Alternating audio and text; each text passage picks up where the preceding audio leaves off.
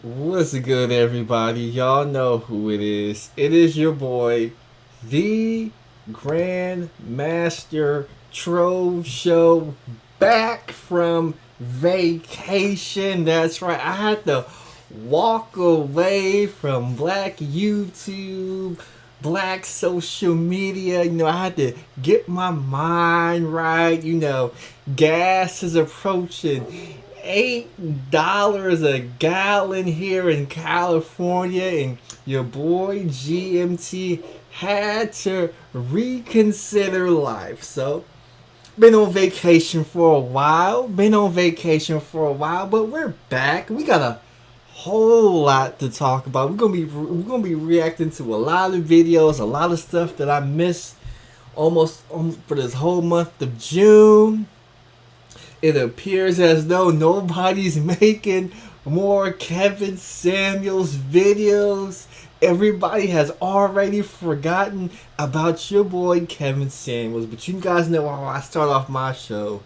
Shout out to the Reject Army, the Nif-Nas, the dishwashers, the bedwetters, the factors of the Black Order, fallen soldiers of the masculine mercenaries, the single women out there on Valentine's Day, the gorilla pimps, the gorilla simps. And now I gotta give a shout out to the late great Kevin Samuels. It was a shame that only two people from Black YouTube made it to your funeral. I mean, these Negroes will go to Brazil, they will go to Thailand, they will travel the world and spend top dollar on dirty foot prostitutes. But when it came to their YouTube daddy, known as the Godfather, these same Negroes who love tricking across internationally, love tricking abroad, they could not make it to Kevin Samuels' funeral. So I gotta send a special shout out to the late, great Kevin Samuels, as he's no longer here. But most importantly, witness the power and the might that is the most dangerous troll on YouTube. Let's see who we got in the building. We got Will Clinton, John the Analyst, Mama Rain, Vic Creed was in the building. I know people wasn't expecting GMT. They was asking, when's GMT going live again? When he's gonna dock somebody? No, I thought about walking away from black YouTube. I mean, I had to. They still talking about BW, still critiquing BWs. They still talking about game or the lack thereof game.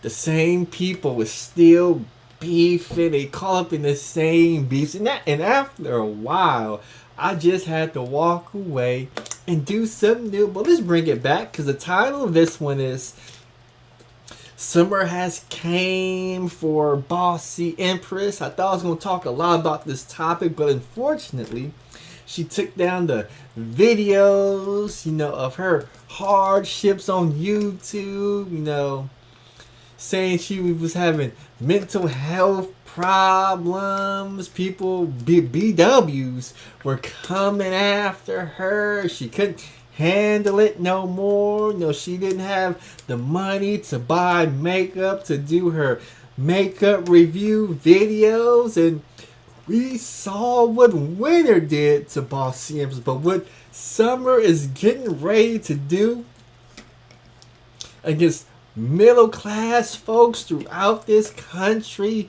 I mean, Bitcoin has dropped from 60K to below 20K.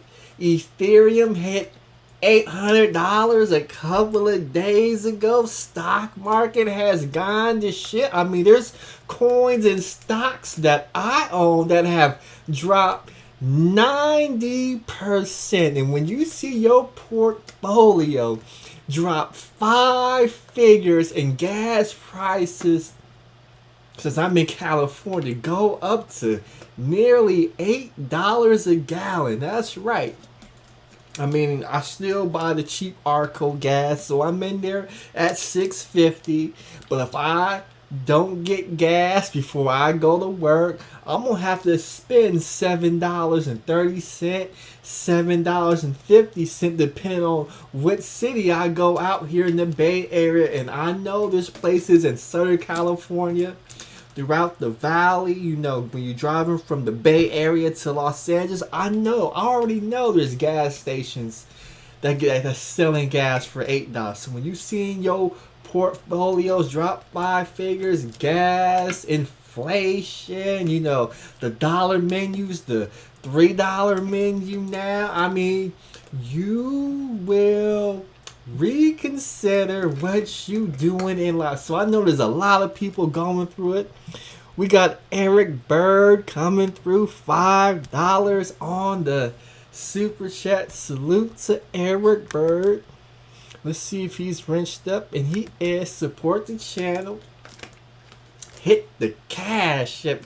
Hit the cash app. Your boy GMT, he needs some help dealing with these high gas prices. I am considering selling the Corvette. So if you're interested in buying the Corvette, let me know. If you are interested in buying this YouTube channel that's monetized, let me know. Price is $6,000 for this YouTube channel. You get all the content, and you can be on the monetized platform. So whatever videos you put up, you will get paid instantly if you buy this YouTube channel. But support the channel, hit the cash app.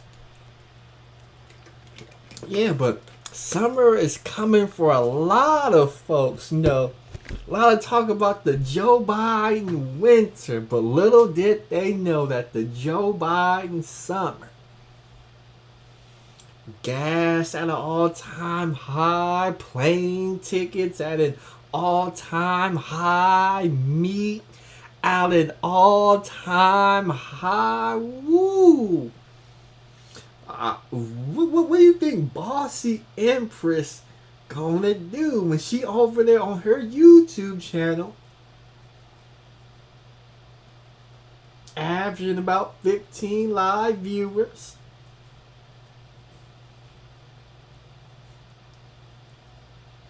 People really ain't hitting the super chat, really ain't hitting the cash app. She already said she don't want to work. She said she don't want to go back on the blade, you know, become a sex worker again, you know, sell that girl twat for zoos and wham-whams. She don't want to do that no more. How is Bossy Empryss gonna make it? I gave her a whole plan, you know, just put up some real content, just vlog your life, put content up, stop talking about naked, stop beefing with BWs, but she didn't take the advice, and now summer is here. I don't know if she's homeless or not. I don't know if she found a place or not ever since she put up the GoFundMe. I send my best wishes to Bossy Empryss and her struggles, but when you don't listen to all the BMs who was telling you, lose some weight, find you a man,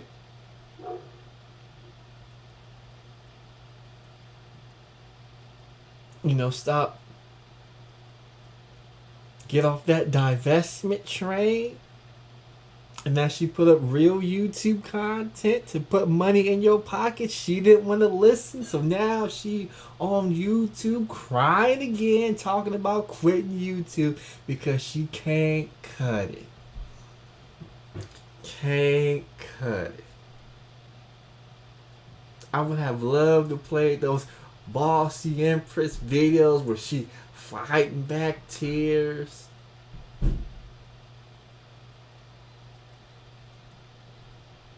talking all that nonsense, how they done took her kids away from her, she can't see her kids, this, that, and the third, this struggle, that struggle. Ain't got money for food, barely got money for rent, don't got money for makeup, to do makeup tutorials, this, that, and the third. We all try to help Bossy Empryss out.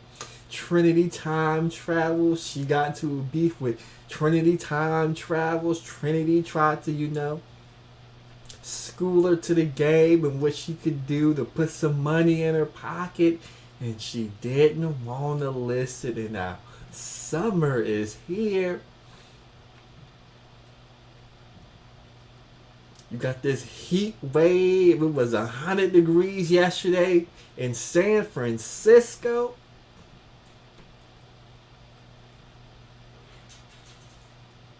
People got no AC, they got no water, they got no food. A lot of people ain't gonna make it, but this is the perfect time. Perfect time to start buying crypto. Start buying stocks. They at 52-week lows. This is your perfect time to go out, get you a job, make as much money as you can, and put it back into the market. I'll be doing that tomorrow. Just got paid. We're gonna load up the clip one final time. We're gonna put up one more good stand, and we're gonna see what happens. But a lot of you Negroes, there's something wrong with the culture, something wrong with the community, it looks like. I'm seeing all these rappers get shot. I'm seeing all these people get shot, people getting robbed. And the best thing about it is they are putting y'all Negroes murder tapes on YouTube. And we're gonna break down a lot of these murder tapes tonight, because we got ninjas going viral for all the wrong reasons. Jalen the man says, don't tell her nothing. That's right, Angela. See, it was 100 degrees in San Francisco. Well, not at 100, but it was like 91, 94 degrees in San Francisco.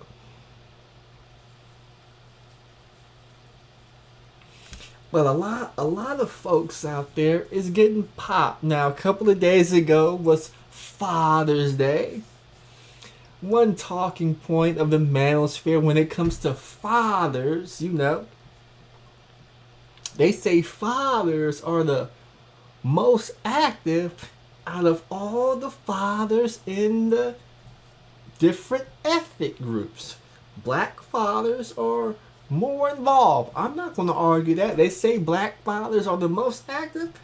I'll give it to you. Salute to the black fathers who are out there holding it down. But then the second talking point is black boys aren't reading at the appropriate grade level for the grade that they are currently in. Now we gotta ask ourselves, BMs, how can black fathers be the most involved in their children's life according to the CDC sisters? This is what they tell me. But black boys aren't reading at the appropriate grade level. We just gotta examine it, because you would think if black fathers were involved in their children's life, at least the black boys will be reading at the grade level. But I know they're gonna tell me. They're gonna tell me all these black boys are single mother raised. Okay. They're also gonna say, black mothers are the first teachers. Okay, I give you all of that. But even if those kids who are being raised in single mother households, if their fathers are supposed to be the most involved, wouldn't they be involved in their son's educational development assuming that the mother, who's supposed to be the first teacher, is dropping the ball in that area. That's just something, a question I want to ask the people from when I drop the link, because we're going to talk about that, but we got to talk about the first viral story. Let's see if I can pull it up real quick, because it deals with fathers, and we got to talk about, I saw this clip, part of the clip, about a couple of months ago on Facebook. You know, it was just a clip. I thought the clip was hilarious. The clip was hilarious, but I couldn't find the case. Nobody could reference the case. And then one day I was on YouTube just looking at you Negroes. I'm looking at you Negroes commit crime after crime after crime after crime, robbery after robbery, murder after murder. And that viral clip that I saw on Facebook, well, the case came up, and we're going to go ahead and we're going to play this case real quick. Let's see if I can find it. It's been a while since I've been on OBS. Here we go. We'll be black for a couple of minutes. Make sure everything's good right there. Hold on. Hold on. This is the one right here. This is the case right here. Let's see if I can bring it up real quick. Let's see if we can bring it up right here too. Can we bring it up here too? Oh, we gotta talk about this case right here since we're talking about black fathers. I gotta show y'all Negroes what this nutcase done did right here. You see the title? You stabbed me, boy tells father at double murder trial. That's right, we have a double murder trial. Let's go ahead into these clips. With this boy's act of bravery after surviving the unthinkable. I just saw my dad holding a shotgun and mom screaming at him. That little boy testifying at his father's murder trial. He's the son of Ronnie O'Neill, his father on trial for the murder of the boy's mother and sister, and also for trying to kill Ronnie, allegedly. Now, because he's representing himself, this creates the unusual scenario of the father cross-examining, questioning his own son. The man is accused of trying to kill him, and now he is basically questioning his son's testimony. Fox 13's Aaron. Stop the show right there. This black father wanted to be so active in his son's life that after he killed his son's mother and sister, allegedly, he wanted to be so active in his son's life that he decided to represent himself and cross-examine his son at a double murder trial. Somebody said they sent me something. Let's see. Can we find it? Okay, here we go. Ain't getting the notifications yet. We have ASMR True Heaven coming in through $10 on the PayPal. Thanks for supporting the show on the PayPal. Let's see, anybody else? But this father right here wanted to be so active. He said, why not cross-examine my son on this double murder trial in which he is accused of killing his son's mother and sister, and also attempting to set his son on fire as well. Let's get right back to this nonsense right here. Mesmer is live at the courthouse in Hillsborough County. Aaron, even separated by video screen because the boy is in a remote location. This 11-year-old boy. Yeah, Chris, he was incredibly brave. He showed unbelievable composure in that remote location as he gave his testimony this morning, followed and had to describe all of these horrific events that occurred that evening. What you were about to hear is part of little Ronnie's testimony. He's 11 years old now, followed by some of the cross-examination that he experienced with his father, who, as you said, is representing him. Oh, are we back? Are we back yet? Are we back yet? Are we back yet? Hit refresh, hit refresh, hit refresh. Okay, we should be back. Let's back it up 10 seconds again. OBS disconnected for some reason. I have no idea why. Sad to come in here and come kill this the B-word. Did you hear any shots from the shotgun before that? Yes. How many times? One. Was able to get out of the closet? She was like stumbling outside, and then I just saw my dad chase. Do you remember happening next? My dad told me to walk around and say like some words. And do you remember what words your father told you to say? Allah Akbar. Allahu Akbar? Yes. Did he do something to your sister? Yes, he hit her with an axe. And then he went in the garage. I followed him.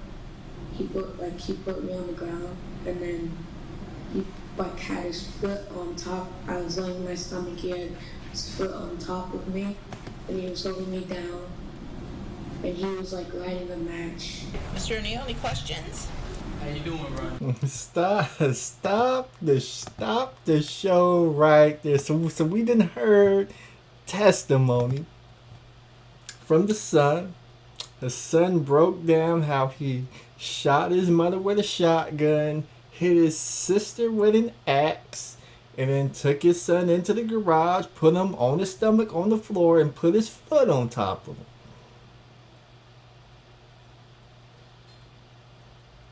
This is what some of these crazy Negroes are out here doing. But it gets worse. And why does it get worse? Because this is your boy right here. This is your boy right here. Look at your boy representing himself in court.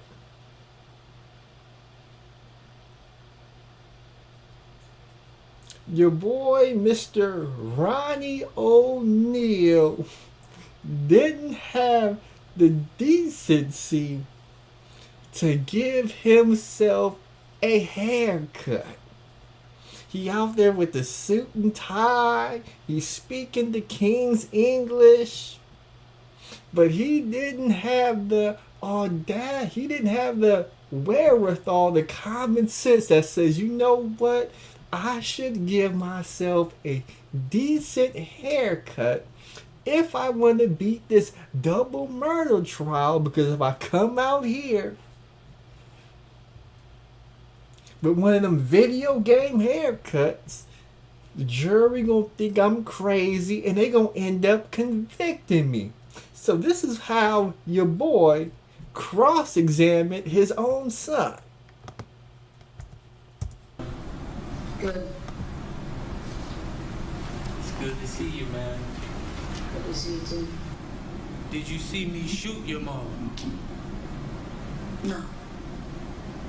Did I hurt you that night of this incident?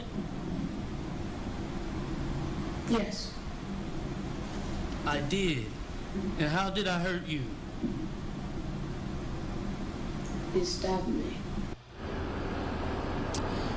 And investigators have said that Ronnie O'Neill tried to set his son and their house on fire before this night of violence ended, according to investigators. Again, that was the first time that father and son have seen each other since that violent night back in March 2018. The boy's father, what you kind of heard there was him trying to call into question his son's recollection of the events of that night, and he says that there's some kind of inconsistencies in between what the boy says now and what he had said to detectives and attorneys in the years that followed that night. But there's one thing, though, that the prosecutors have really tried to hammer home here. What they tried to make sure the jury understood is that, in their opinion, there's only one person who could have carried out the crimes that were committed that night, and that person is the defendant, Ronnie O'Neill III. Stop the show right there, because if you thought that was bizarre, if you thought that was crazy, oh no, it gets worse. It gets worse. You see, we gotta go all the way to the closing arguments, because we gotta break down the psychology of these Negroes. We gotta break down why these young Negro savages out here are doing what they are doing. Because it's my job as a Grandmaster Troll is to break down why these Negroes commit the crimes they commit.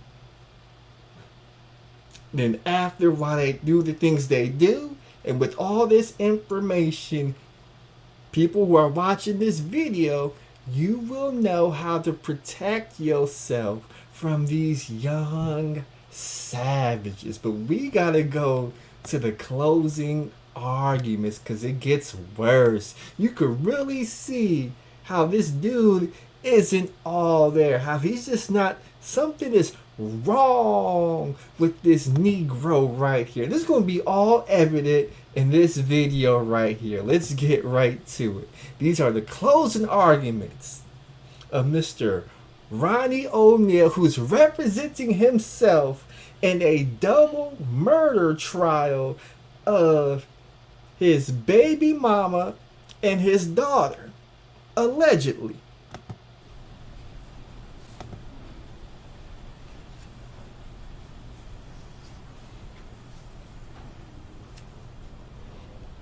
Mr. O'Neill, you need to speak audibly so that the jury can hear what you're saying.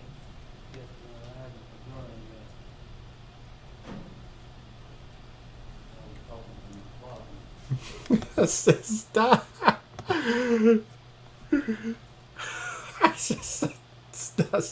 Stop the show. So it's his turn to give closing arguments. Everybody's waiting for him to give his closing arguments, and he rubbing his hands, speaking under his breath, to the point where the judge had to step in and tell him, "We need you to speak up so we can hear you." And he responds, "I'm about to do that. I'm talking to my father." Let's rewind it right here.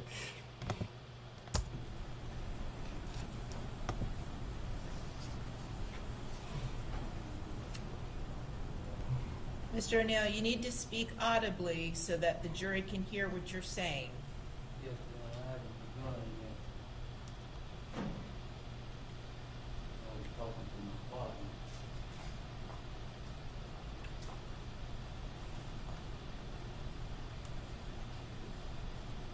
He showed you a fraudulent recording where they allege that I beat Kenyatta Barron to death. He talked about Mr. Khalil Brown, my neighbor who stayed across the street. But if Mr. Khalil Brown was a help to them proving me guilty beyond reasonable doubt, they would have called Mr. Khalil Brown. But I called Mr. Khalil Brown to be a witness for me. Stop the show. Time out. Stop the show. See, with all that rubbing of the hands and him talking under his breath, he wasn't talking to his father. What he was doing is he was mentally preparing himself to perform as his alter ego as a defense lawyer. See what these Negroes do? These Negroes believe in white supremacy so much. And since they believe in white supremacy so much, they don't have the money to hire a lawyer of their choosing. They don't have the thought process to hire a black attorney who may be more empathetic to the plight and the advantages and the disadvantages of going against white supremacy. So while they're in jail, they read all these law books and law rules, and they believe that they could represent themselves better than a court-appointed attorney, because if you give these Negroes a court-appointed attorney and they get convicted or they gotta take a plea deal in which they were felt into pressuring, these Negroes swear up and down that they were railroaded in the courtroom. There's a lot of Negroes in these spaces out here who have, pimped underage girls, R-word underage girls, and once that information got found out, these same Negroes, they run to they pull that white supremacy card and they slap it on the table like the big joker at a spades game, talking about how they was railroaded, they was racist, I didn't get a fair shot. So Negroes gotta go this route. They gotta represent themselves at a double murder trial. They gotta represent themselves when they're human trafficking underage girls, or R-wording, or raping, or out here selling drugs. Pick your favorite crime that your favorite manosphere content creator has done. This is what these Negroes do. But this Negro, he took it to the ultimate level. I'm going to represent myself. I'm going to scream and use my voice, and hoping that my presentation could win over the jury. See how these Negroes do? You see how these Negroes do? Oh, it gets worse. And I didn't ask him to lie about one thing that he saw that night. I asked him to tell the jury exactly what he saw that night. And you have to ask yourself why that is. Because he's playing a fraudulent damn recording of me beating Kenyatta Barron 15 damn times when that did not happen.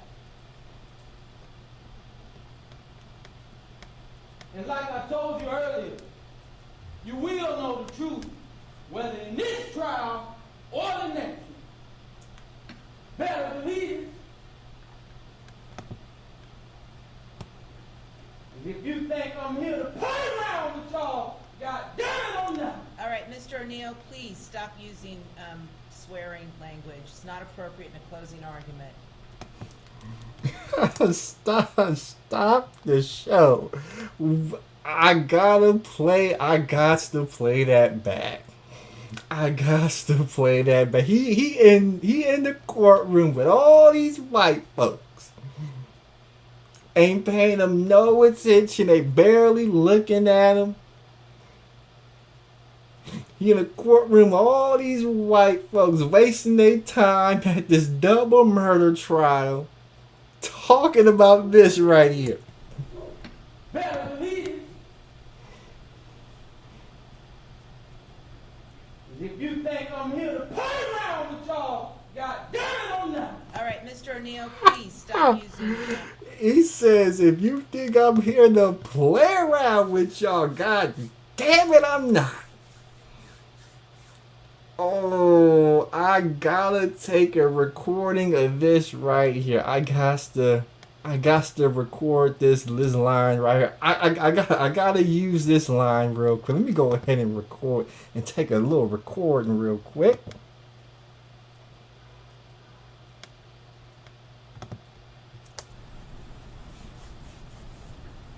If you think I'm here to play around with y'all, God damn it, I'm not. All right, Mr. O'Neill, please stop using swearing language. It's not appropriate in a closing argument.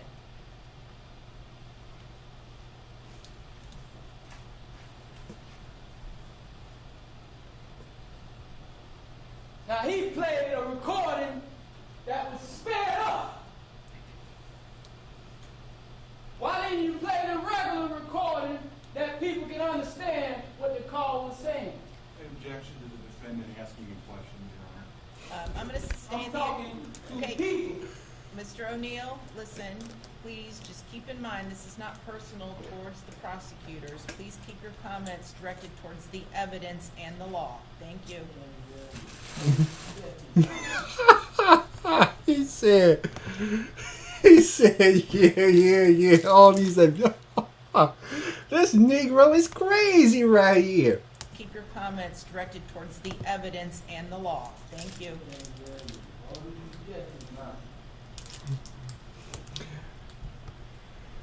I know for a fact. We got the angry man. He says, you a big hater. His legal skills are 100. I'm going to hire him to represent me when I file my copyright case against you. Hashtag double M is my. This Negro right here is the last Negro you want to represent you, angry man. You don't believe me? You don't believe me, angry man? Let's just go ahead and listen to the rest of his closing arguments. Kenyatta Barron recording from her phone did not record calls sped up like that. No, Jack now he's talking about facts, not an evidence of what he knows. Again, ladies and gentlemen of the jury, as you were instructed, the closing arguments are just that. They're not the evidence or the instruction on the law. It's just what the parties believe the evidence shows or does not show. All right? Okay, thank you.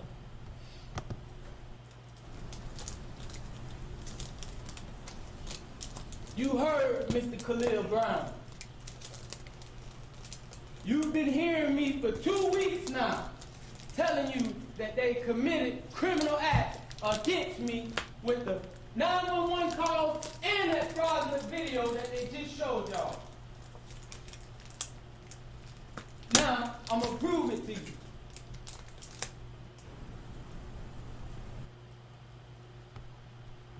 You heard Khalil Brown. He said that he was actually sure that I only hit Kenyatta Barron 3 times. You heard. I called him to tell you that. I ain't running from nothing. They didn't call Khalil Brown to tell you that. I did. You have to ask yourself why that is. Because I want you to know the actual facts.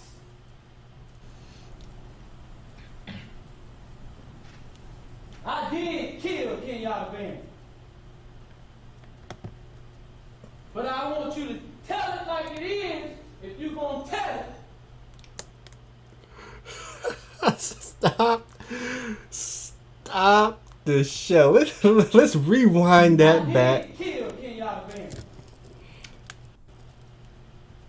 But I want you to tell it like it is if you're going to tell it.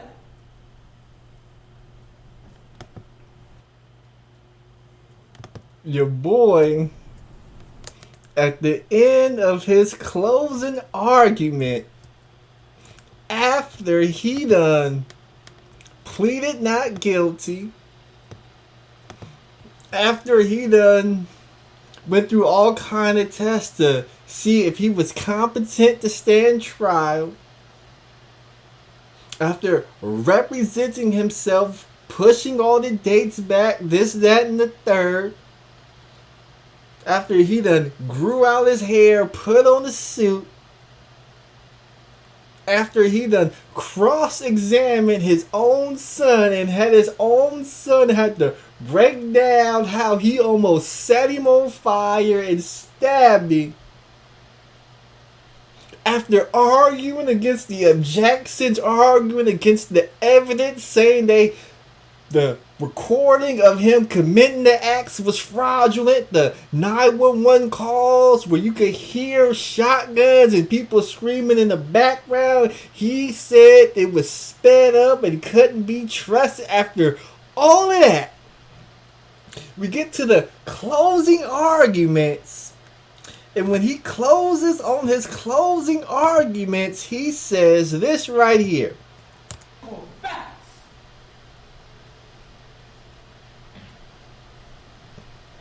I did kill Kenyatta Barron.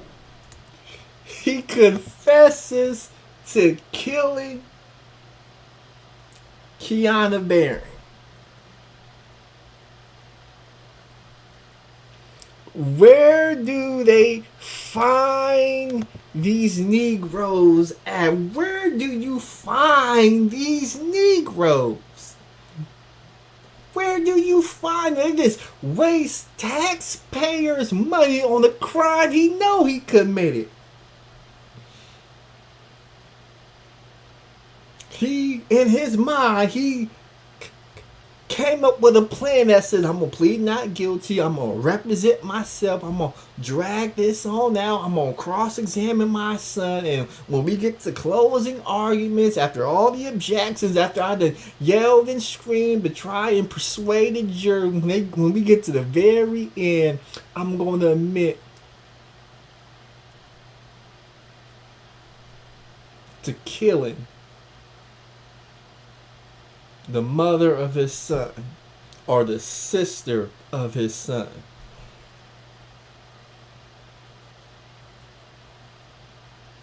And this is who the angry man wants to represent himself when he does that copyright case against me.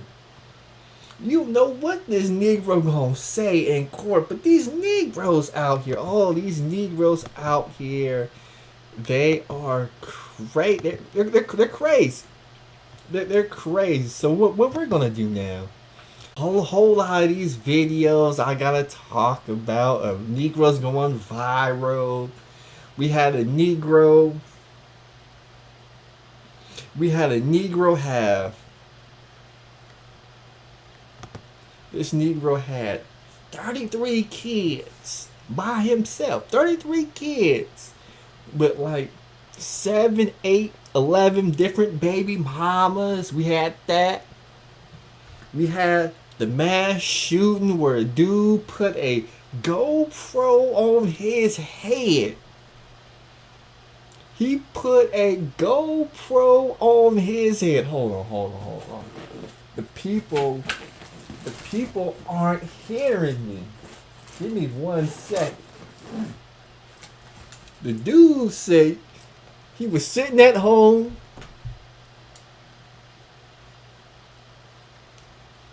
you know, not really enjoying life, down and out. So what he said he was gonna do. What he said he was gonna do, I'm gonna take my GoPro just right here.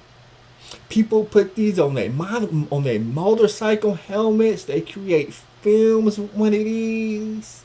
They go bike riding with these. They put these on drones. He said, I'm gonna put this GoPro on my head.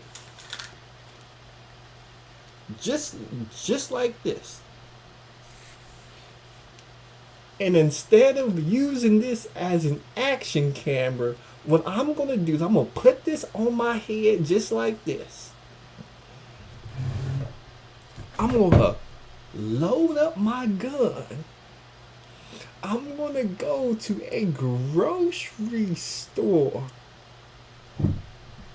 I'm gonna stream this footage from this GoPro that's on my head. I'm gonna stream it to Twitch in a white supremacist, I guess, channel or chat, whatever it was.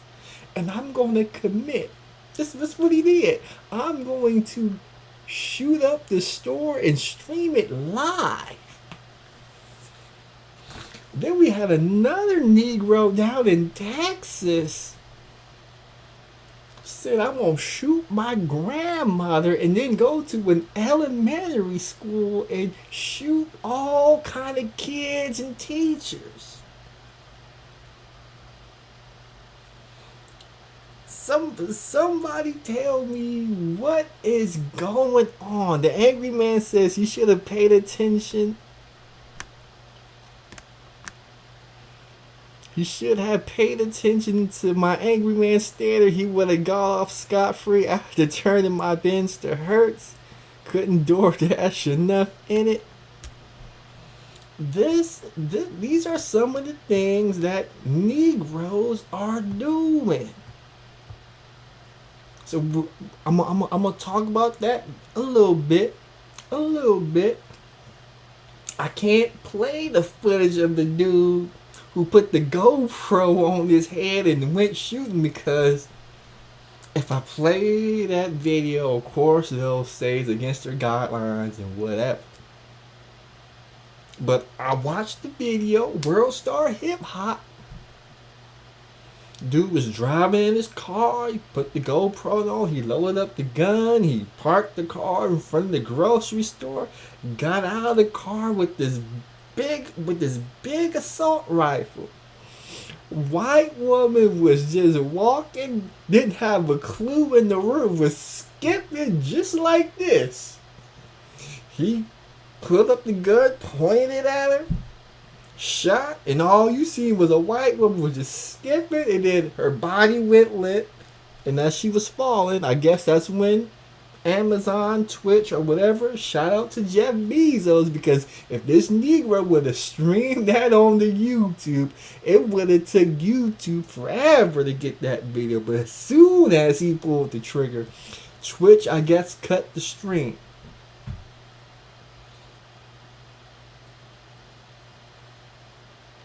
But that's what people are doing. I mean, the world out here is crazy.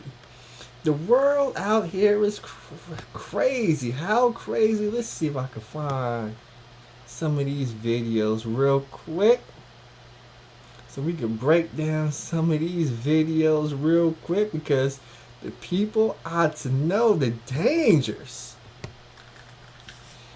The dangers that they are in for. Innocent bystander. The dangers that they are in for. Let's get right to it. We're gonna break down these clips. They're not long. They're about 2 minutes and 50 seconds long. We're gonna break them down. Because a lot of you ninjas is going viral for all the wrong reasons. We got this video right here. 812,000 views. Let's see what happened. Struck by gunfire at a Bay Area bar not long after the Warriors won their NBA. And it was all caught on surveillance camera. KPX5's Dahlin has the exclusive video and talked to nervous business owners and neighbors. Surveillance footage shows the shooting was a targeted hit. The murder victim was standing right next to the van, but stray bullets hit multiple bystanders. It was a busy night on 14th Street. A lot of people out and about in downtown Oakland. Some were perhaps celebrating the Warriors winning a championship. Just before 10:30 Thursday night, surveillance video showed the victim in the yellow jacket walking near 14th and Harrison. As he was talking to a couple of women, an SUV pulled up on the street. 4 gunmen got out and opened fire on him. It appeared a gun was jammed briefly. The driver of the SUV came around and fired a few more shots at the victim as he was on the ground. Here's a different motive. They would only say the victim was a 25-year-old San Francisco man. Police say the shooting injured a woman who was talking to the victim. A bullet grazed the security guard standing in front of the nearby halftime sports bar.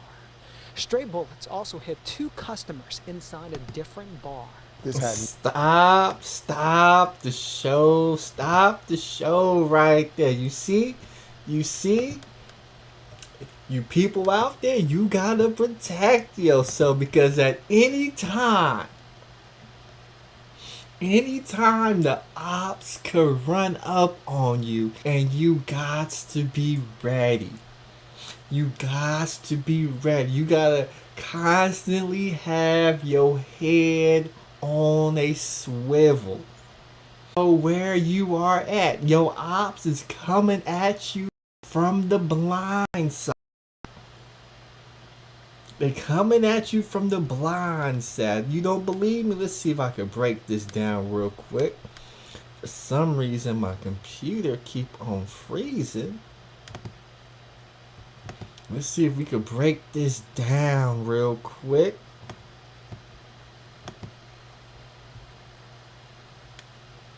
Let's blow it up, make it bigger. Oakland. Some were perhaps celebrating the Warriors winning a championship. Just before 10:30 Thursday night, surveillance video showed the victim in the yellow jacket walking near 14th and Harrison. Stop the show right there. You see, some of y'all got ops. You don't even know you getting set up. Somebody calling your ops. Hey, homeboy, he out here in a gold hoodie, Raider hat on such and such street. And since you out there, you know, you want to wear all these bright colors, you want to stand out from the crowd, your ops end up running down on you. As he was talking to a couple of women, an SUV pulled up on the street. Look at you up there talking to women. You talking to women. You talking to women, and the ops is hopping out the SUV, ready to turn your TV off, ready to rock your snot box, as Hassan Campbell says, hit him in the head with a headshot. Your back is turned and your ops is getting ready to do work. They ready to put in that work. The ops is ready to put in that work. And homeboy right here, he didn't even see it coming. He didn't even see it coming. They done came up out. Hold on. They done pulled up right here. And the SUV right here, they already done hopped out. Nobody on the street see them coming. Nobody on these masks. That's what your ops look like. They coming.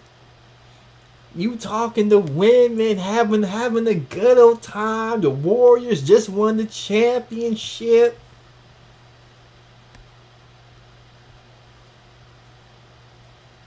And you out here having a good old time.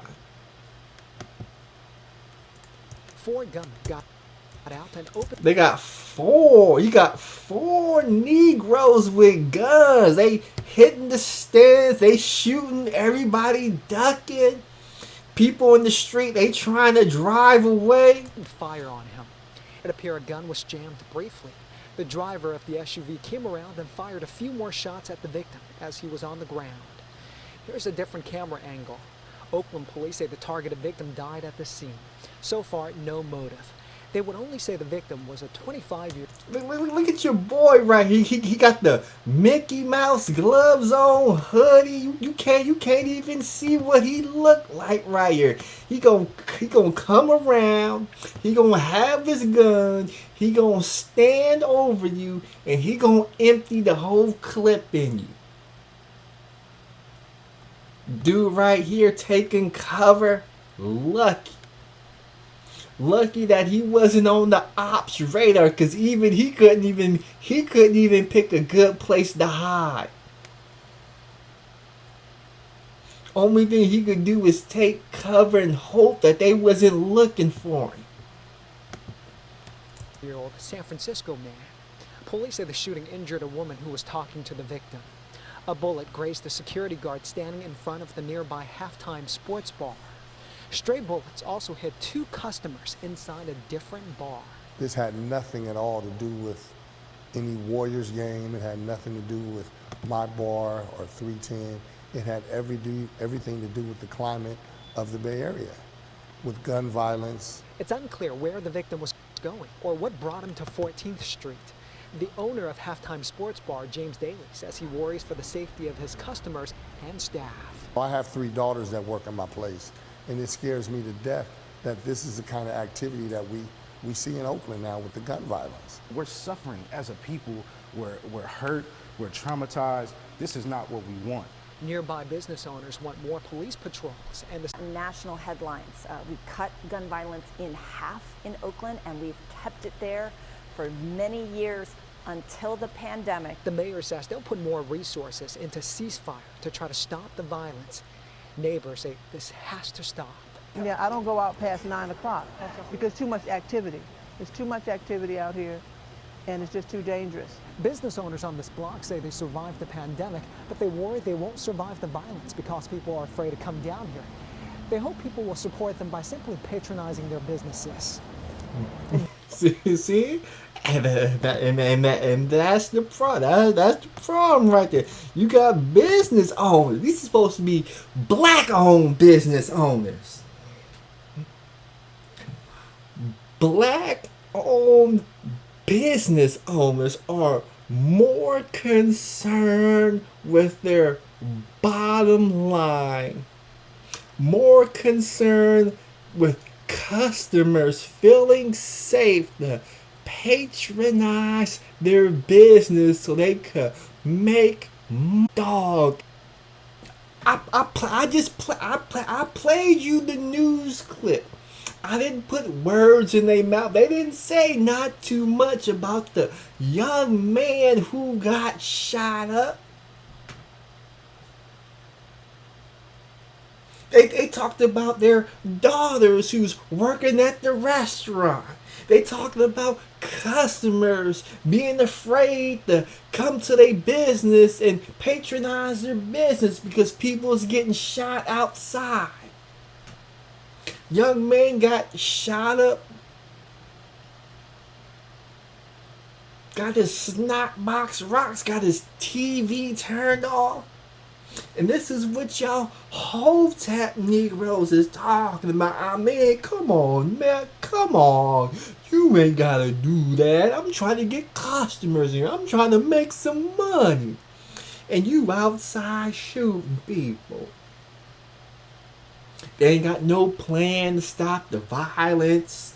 We just done had Steve Kerr, head coach of the Golden State Warriors, when there was that mass shooting at that school in Texas. He had a press conference and was very outspoken against gun violence and how guns should be taken off the streets. But when you Negroes is getting gunned down in a city that represents the Golden State Warriors, your boy Steve Kerr, he not giving no emphatic speech at a post-game press conference on how he gonna stop senseless violence and killings of young BMs out here. No, it took a mass shooting in Texas for your boy Steve Kerr to talk about gun violence. But when y'all Negroes is out here hopping out of SUVs at famous bars in downtown Oakland and you shooting people, stray bullets is hitting customers in restaurants, your boy Steve Kerr, your boy Steph Curry, your boy Draymond Green, your boy Clay, violence happens. As the gun violence happens,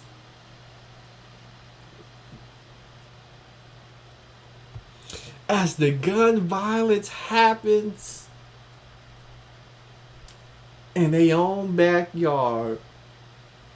Those people who you root for, who y'all went and celebrate their championship and had the nice parade, when you get gunned down in those same streets that they do the parade in, they don't even speak on your behalf and use their platform that the NBA gave them in front of the world. And you wonder why stuff like this keeps happening. Let's see if I go and play another one real quick. I know I got another one somewhere. Let's see, which one do I want to play? Which one do I want to play? Let's see. Which one do I want to play? I got about 20 of them to choose from. Let's go ahead and stay in Oakland. What if the pressure to fit in? Let's go ahead and stay in Oakland. I want to stay in the great city of Oakland. Let's see what we got happening out here in Oakland real quick. Lee spoke with the owners. He's live here in the newsroom with more on the story. Henry? Mike and Julie, the whole thing took about 24 seconds. One of the restaurant owners was held up at gunpoint and disarmed of his own gun.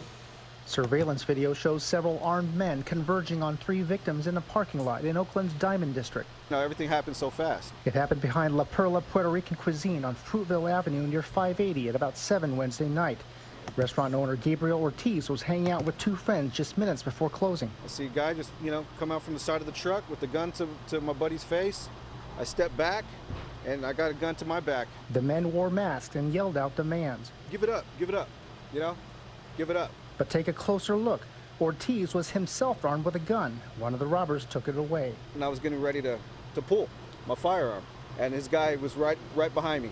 So it was already a tussle for him knowing that I had a gun. He said, get his gun, get his gun. So that was a game changer. Ortiz says he tried to calm them down. Chill.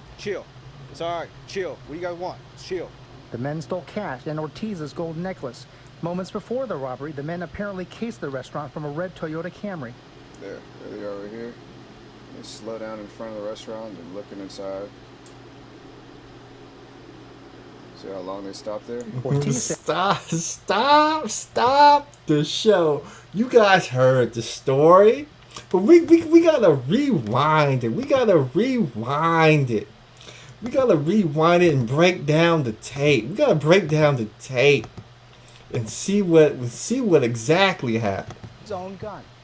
Surveillance video shows several armed men converging on 3 victims in a parking lot in Oakland's Diamond District. No, everything happened so fast. It happened behind La Perla Puerto Rican Cuisine on Fruitville Avenue near 580 at about 7 Wednesday night. Restaurant owner Gabriel Ortiz was hanging out with 2 friends just minutes before closing. I see a guy just, come out. Stop the show. I keep telling y'all. There's something about these young savages out here. You see them, hoodies and a mask on. And all black. We see it over and over and over again. But let's break down what happened. Came out from the side of the truck with the gun to my buddy's face. I stepped back, and I got a gun to my back. Now, the other dude who said he got robbed, he said he stepped back and had a gun to his back. He had a gun on him. The robbers robbed him of his gun. But let's back it up. Let's break down what happened. Men converging on 3 victims in a park. They come out of the car. Looks like there's 3 of them. Oakland's Diamond. He come right here. They still don't see him. He sees him right here. No, everything happened so. And your boy right here in the sunglasses, he was going to leave. He was going to take off this way. He was going to leave his boy to get robbed. He was going to leave his boy to get robbed as he took off. Oh, he seen him with the gun in his face. He ran the wrong way. If you would have ran out this way right here, maybe he could have gotten away, but he ran the wrong way. He didn't even think about taking his gun out. He was, because they came at him from the blind side. He didn't know what to expect. Your boy didn't know what to expect. It happened behind La Perla Puerto Rican Cuisine on Fruitville Avenue near 580 at about 7 Wednesday night. Restaurant owner Gabriel Ortiz was hanging out with two friends just minutes before closing. I see a guy just, come out from the side of the truck with the gun to my buddy's face. I step back, and I got a gun to my back. The men ran. Give it up, give it up, give it up. But take a closer look. Ortiz was himself armed with a gun. Then how does your boy stop the show?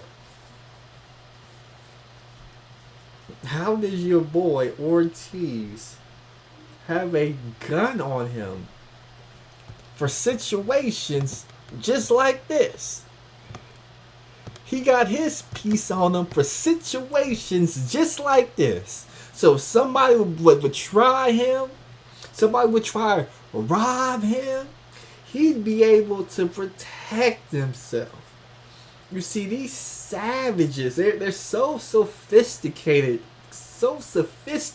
now. They are using military tactics on civilians, and y'all civilians, y'all don't stand a chance.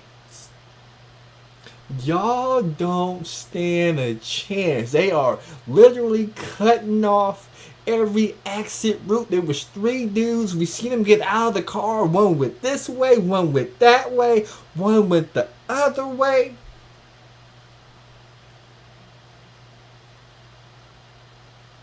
They know that some of the civilians they gonna be robbing y'all got guns. The first thing they gonna do is disarm you of your weapon.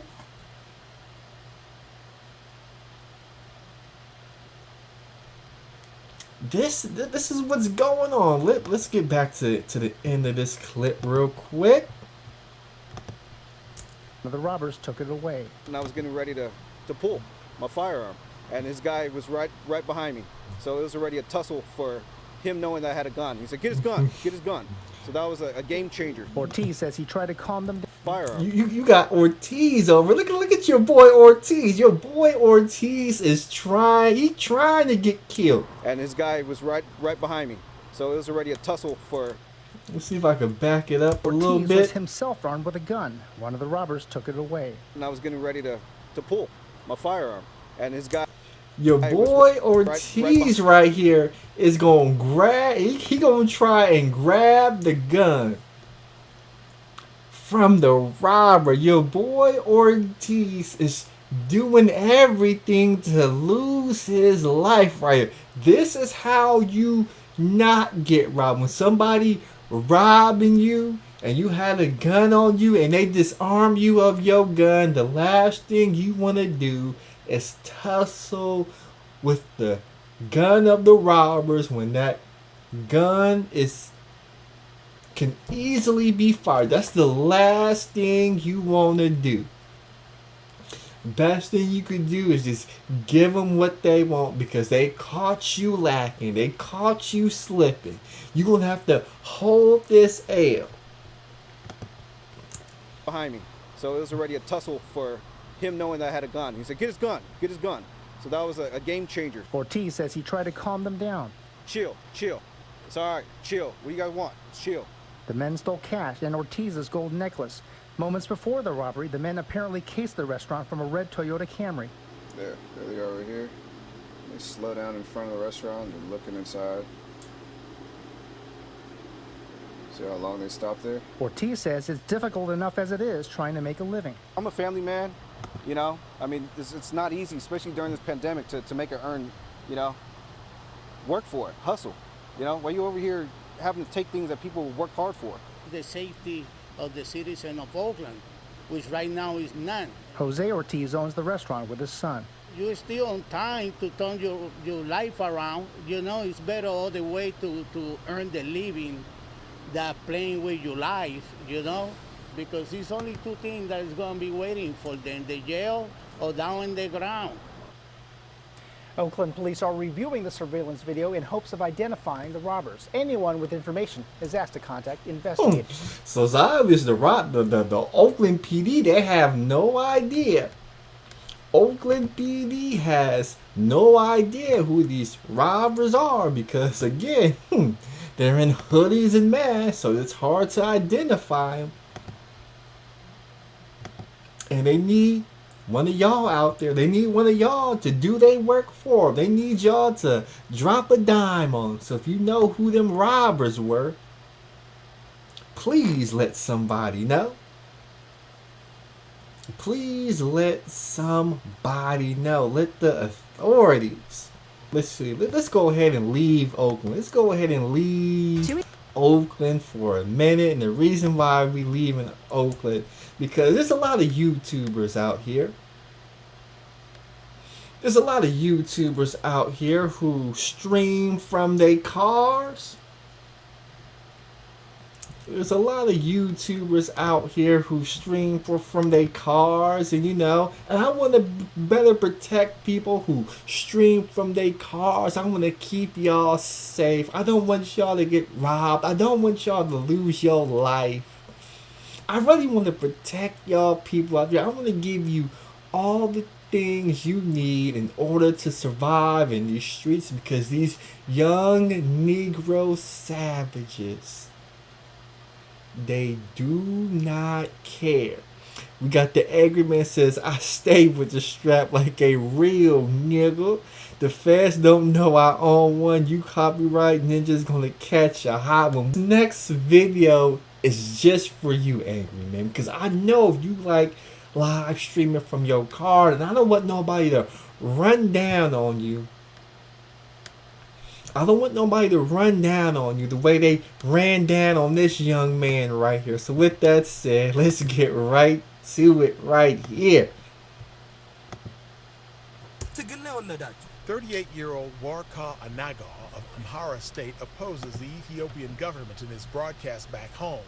Last Sunday, as he talked, they interrupted from both sides. Get out of the car. Get out of the car. Get out the car. Man, I'm not playing. I swear to God, I'm not playing. Get off it. It's too grand. As he told us today, when he exited his car, they took his wallet. I'm so scared because they have a gun. They need to shoot me. They say to get off your car. They take my car. Seconds after he's out of the car, one of the suspected carjackers is behind the wheel, moving west on Kennedy Street. Right. Hit this left. Right. Oh, you this is right. Perhaps people in Ethiopia are startled. The carjacker seems to figure out he's on camera and whacks the phone. Though no such word from DC police, and Hagar wonders if the Ethiopian government is involved. Wherever I go, wherever I am, they know. He said police found the car, and with no keys, no tags, he had it towed back here to the neighborhood till he can figure out what to do. And of course, police are looking for at least one suspect.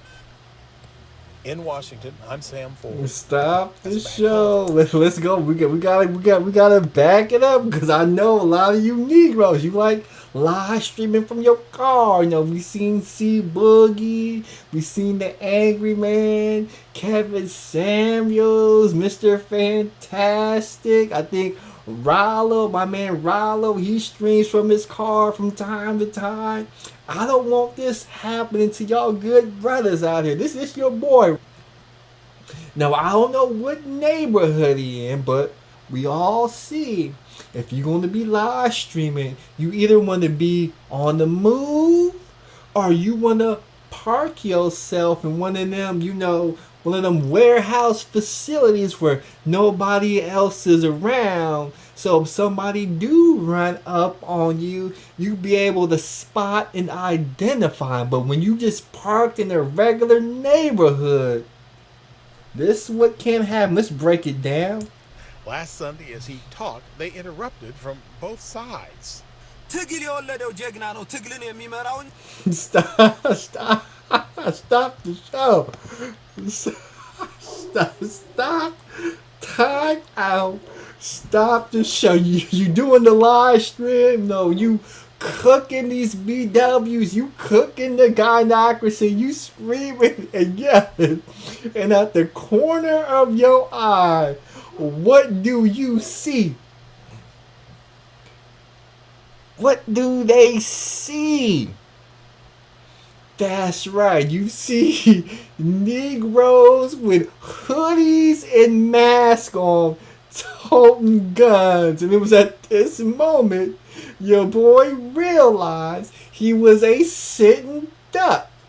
He didn't have an escape plan. He didn't turn on the car. He had the car off.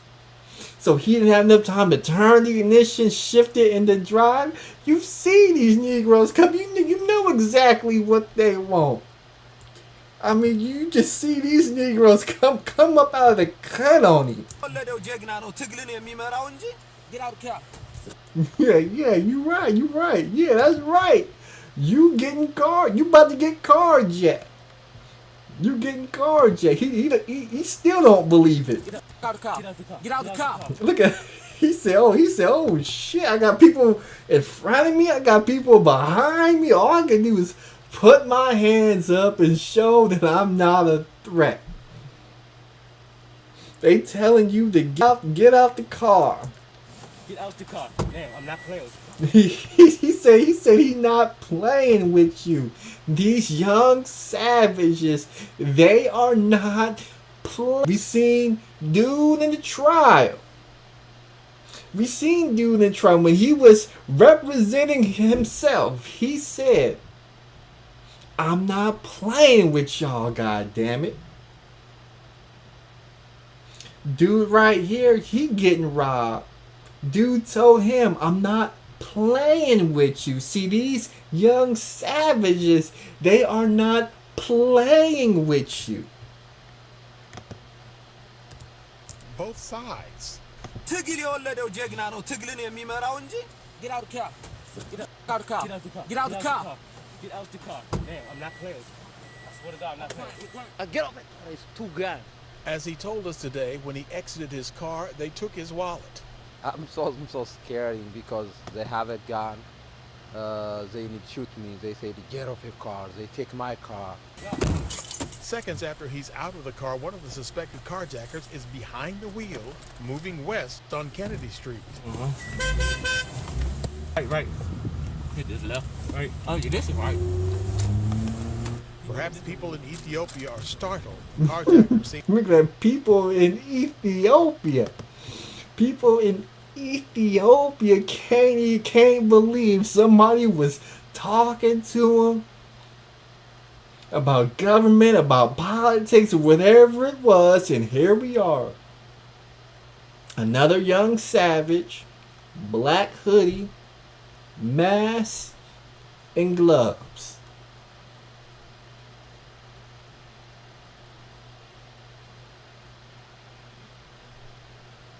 Is there anything more I can say? You see somebody, you see one of these young savages, black hoodie, COVID mask on, gloves.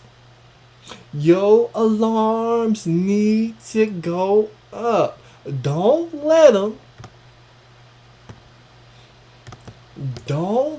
them say that you discriminating against them, you prejudging them, you being racist. Don't fall into any of those gaslighting traps that these young savages have for you.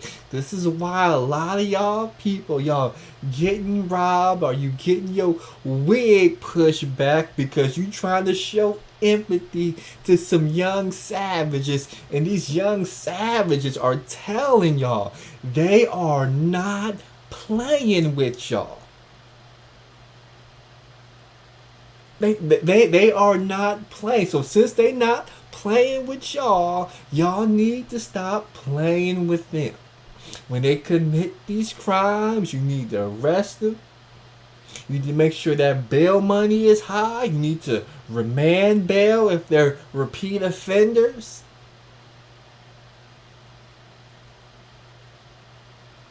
You need to hold them accountable to the fullest extent of the law. You better make sure they serve their full prison sentences. Stop letting these savages out early. You need to make sure when you do let them out after they serve that long prison sentence, you need to make sure that they're rehabilitated, and you got to keep tabs on them.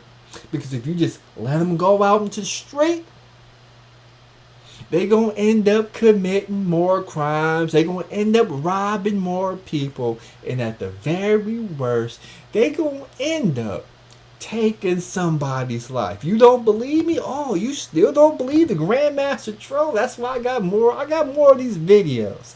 I got one more video that's going to break down real quickly what's going on. Let's see if I can find it.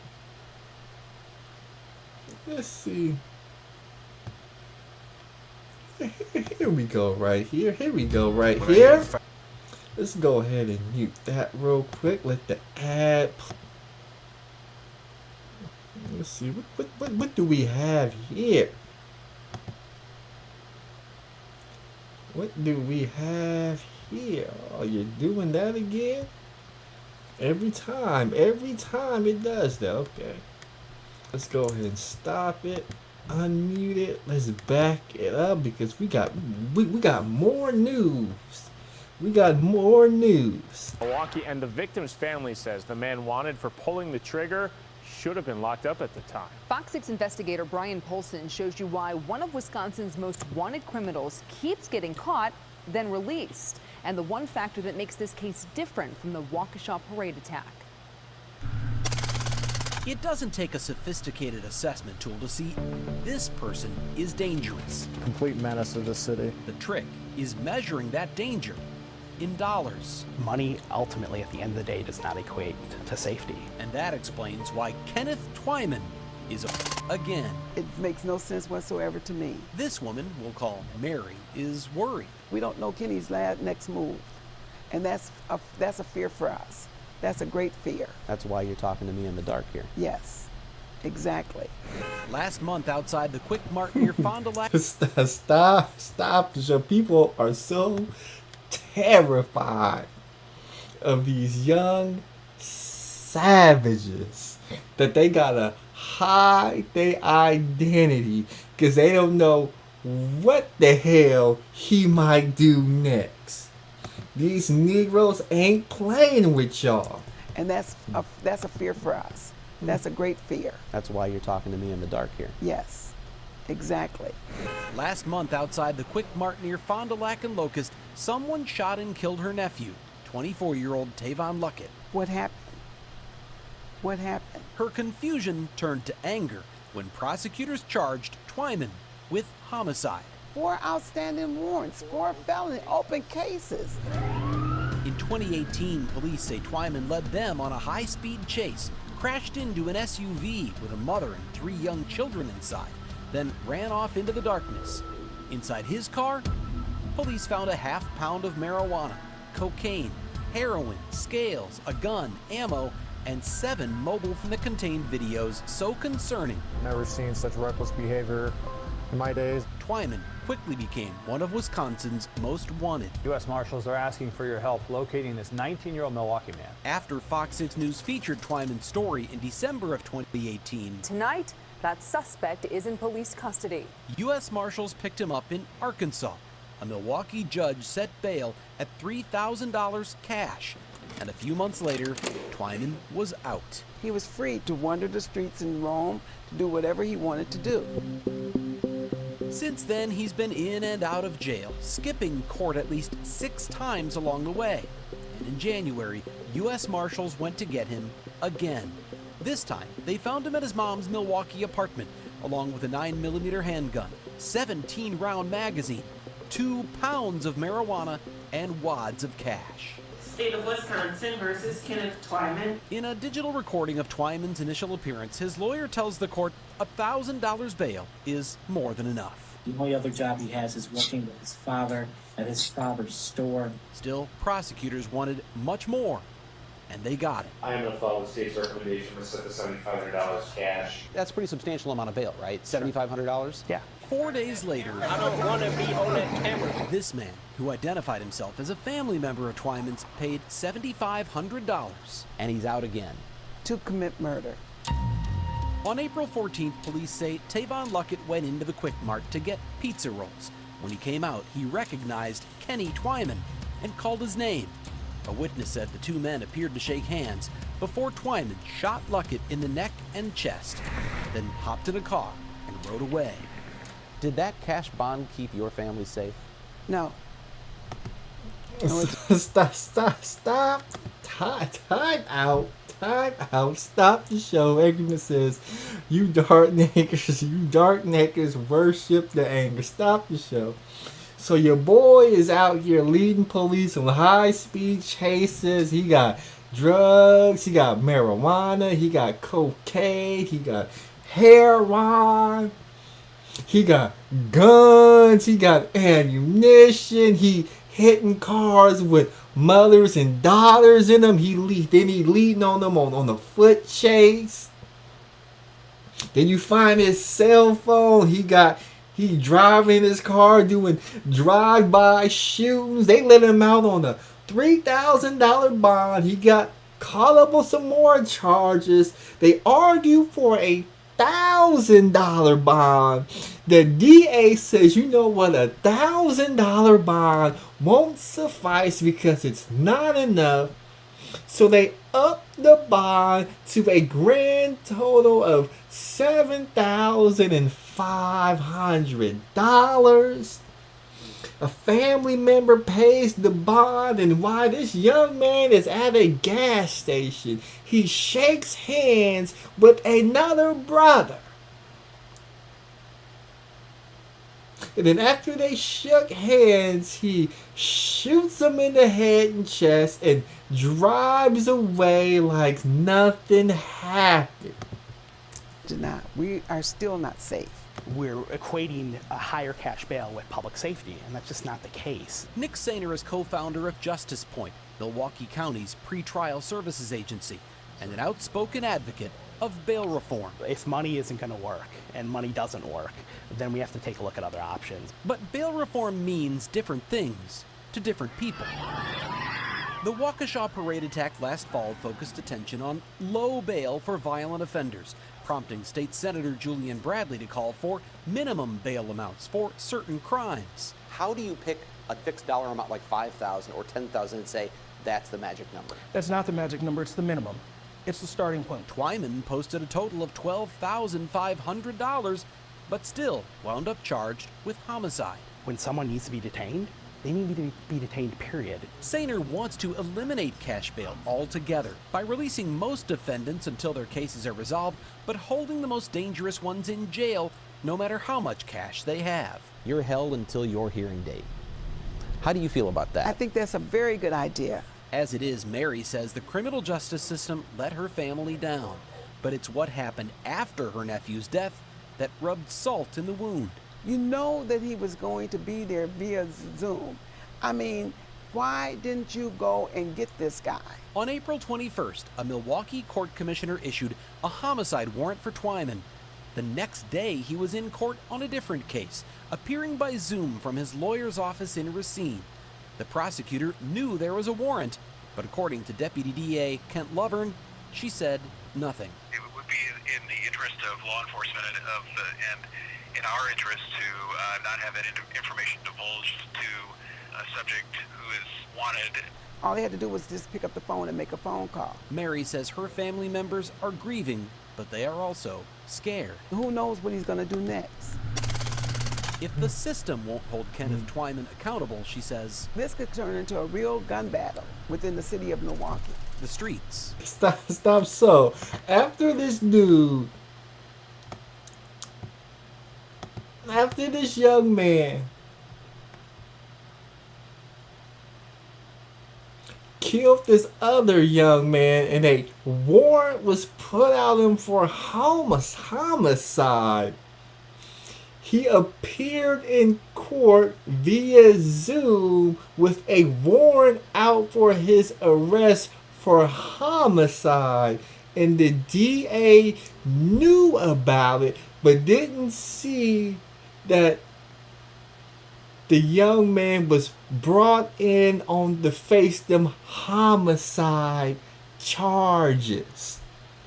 And now we got old ladies, they gotta conceal their identity because there's no telling what he might do next. You see, this is why you gotta get tough on Negroes. You gotta get tough on these criminals because they are not playing. They are literally playing real life Grand Theft Auto. They are playing real life Grand Theft Auto. Angry Man says BGS loves to watch my back. Salute to the Angry Man for supporting the show. But this is what these need. This is what they doing. They out here playing real life Grand Theft Auto. They carjacking people. They robbing people. They shooting and killing people. They running people over in cars. And the police is not even catching them. And when they do catch them, the district attorneys is giving them $10 bail. They pay the $10 of bail, then they go out and commit more crimes.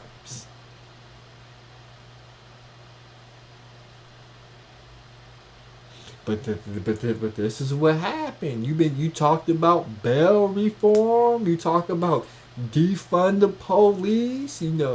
Give these individuals second chances because you want to prove that the system wasn't built or is infected now with white supremacy. So you giving everybody second, third, fourth chances to get their act together, and then they go out and commit some of these heinous crimes. And when families come looking for you for why they loved ones is getting killed, we can't even find you for a comment. You guys go into hiding.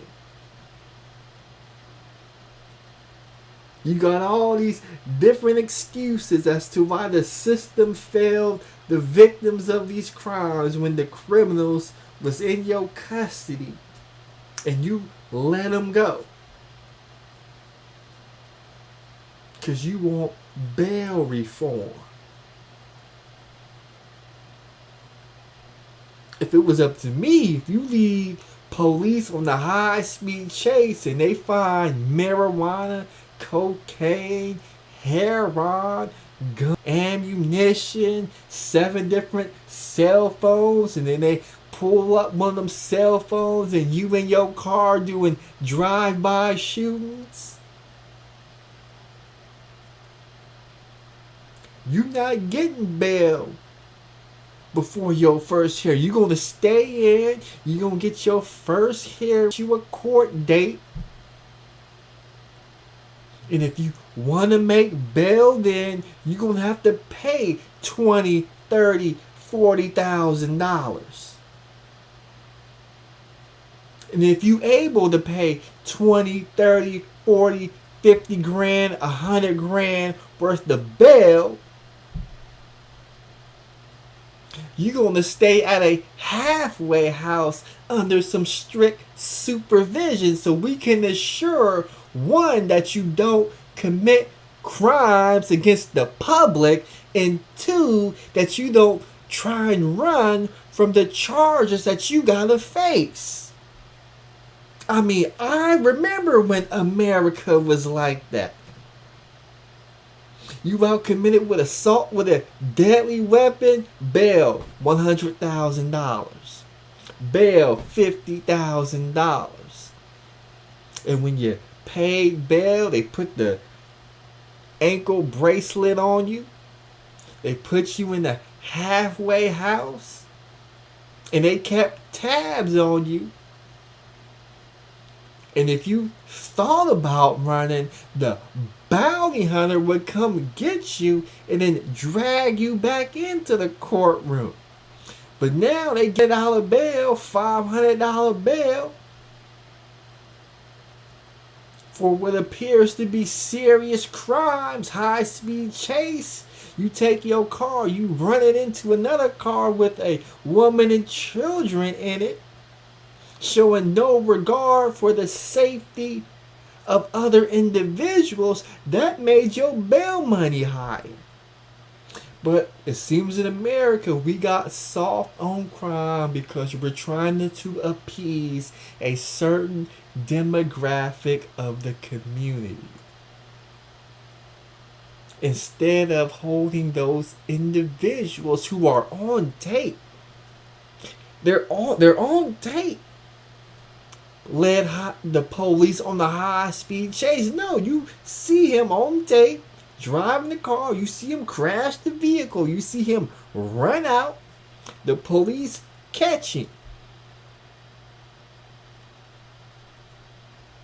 Since you ran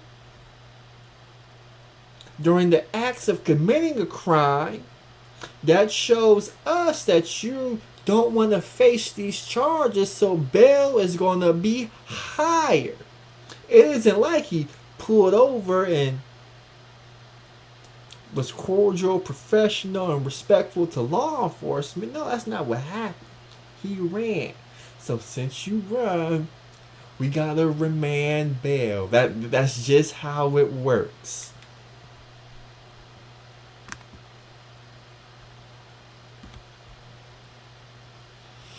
Jalen says another gang member got killed in my hometown, Memphis. What's your thoughts on it? I haven't seen the story. Do I'm gonna do one more crime video? I got enough time. I got time for one more crime video before I move on to off of crime videos.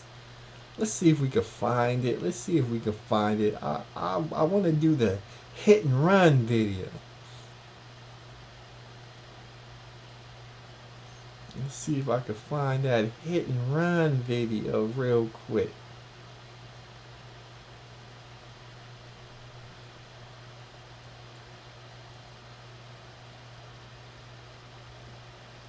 Okay, here we go right here.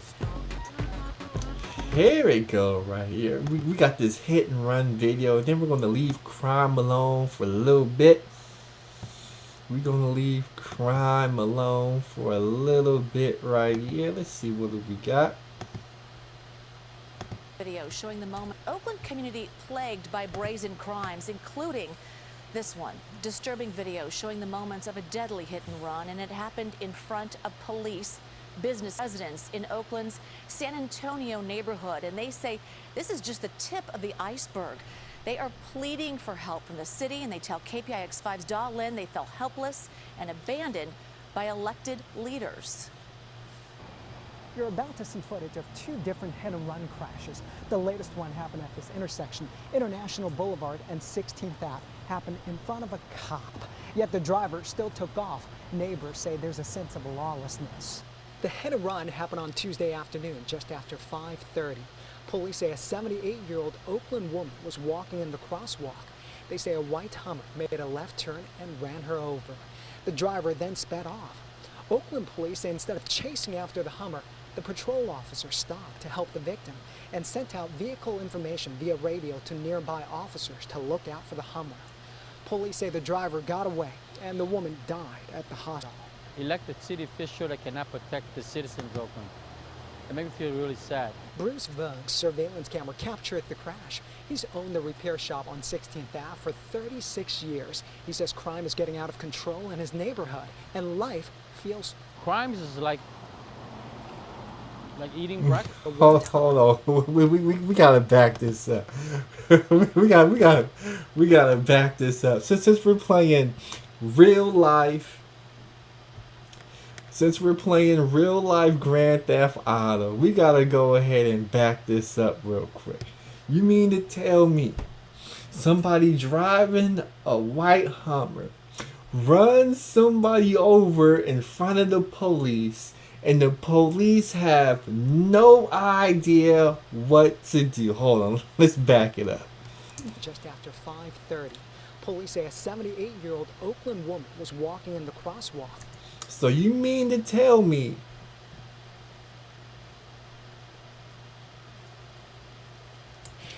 right here we see the Hummer, act like it's going over a bump. We see the police turn left. They didn't turn right.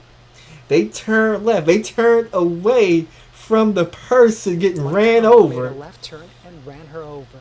The driver then sped off. Oakland police say instead of chasing after the Hummer, the patrol officer stopped to help the victim. Now, Oakland PD wants you to believe that when the Hummer turned this way, they turned the opposite way.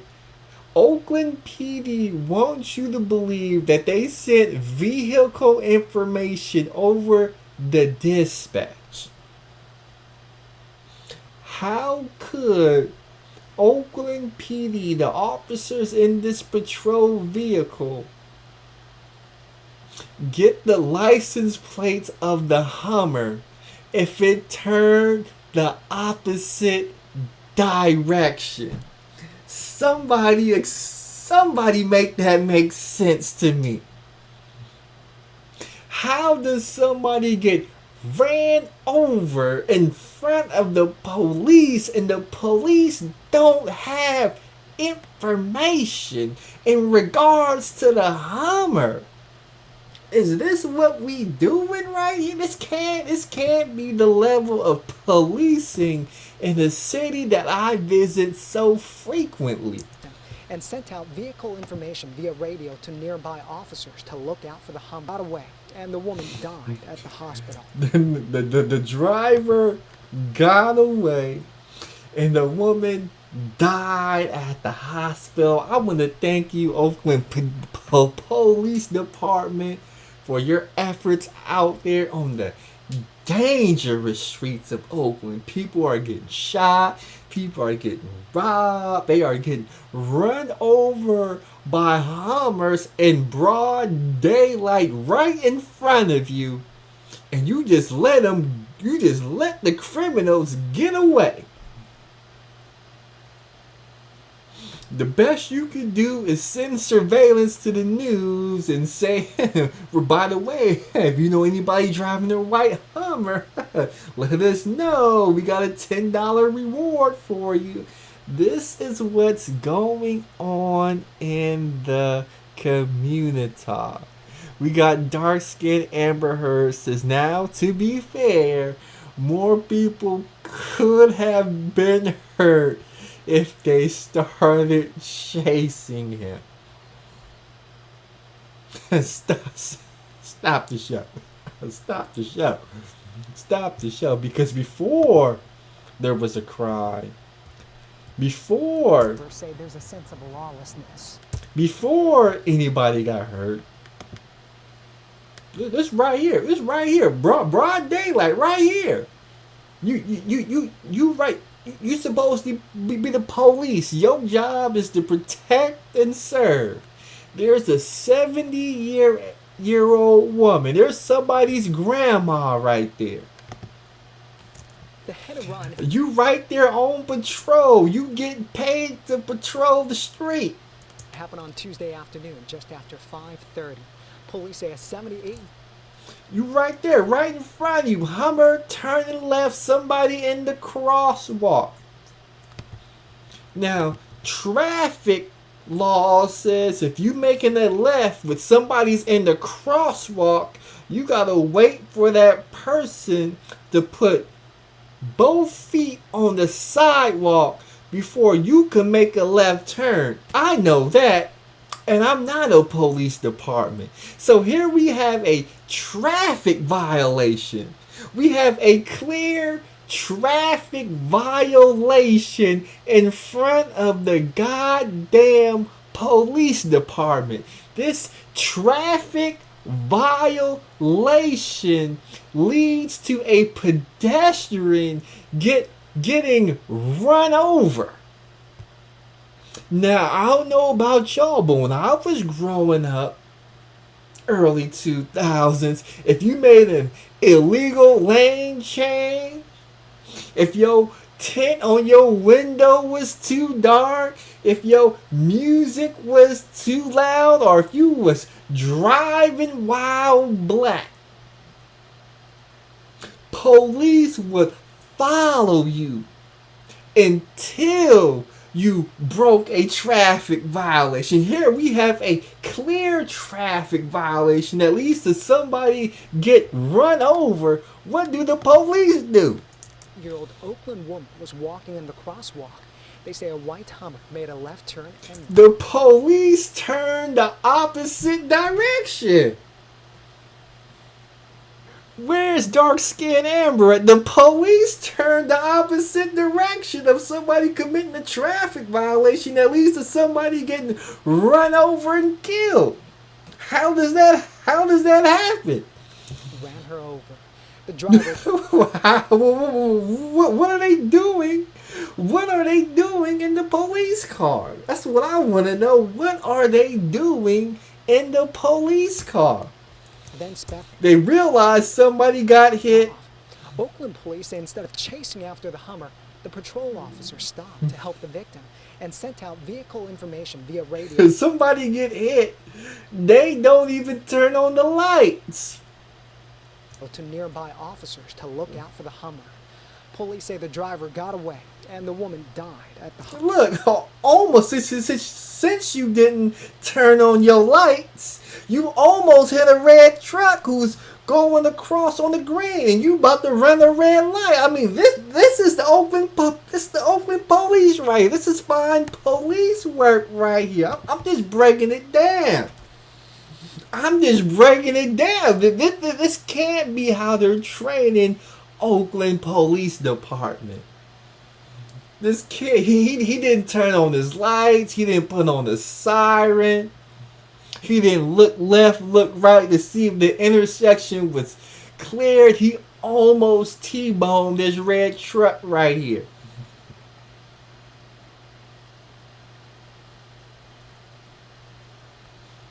Now we get hospital. Elected city official that cannot protect the citizens of Oakland.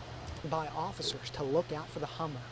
Police say the driver got away. Then we drive to the woman. We seen the white Hummer that ran him over. I'm not sure if there's one person in the car or two people in the car. I would like to believe that there's two officers in the car. Passenger seat should have hopped out, tended to the injured person. The person who was driving should have gave pursuit to the white Hummer.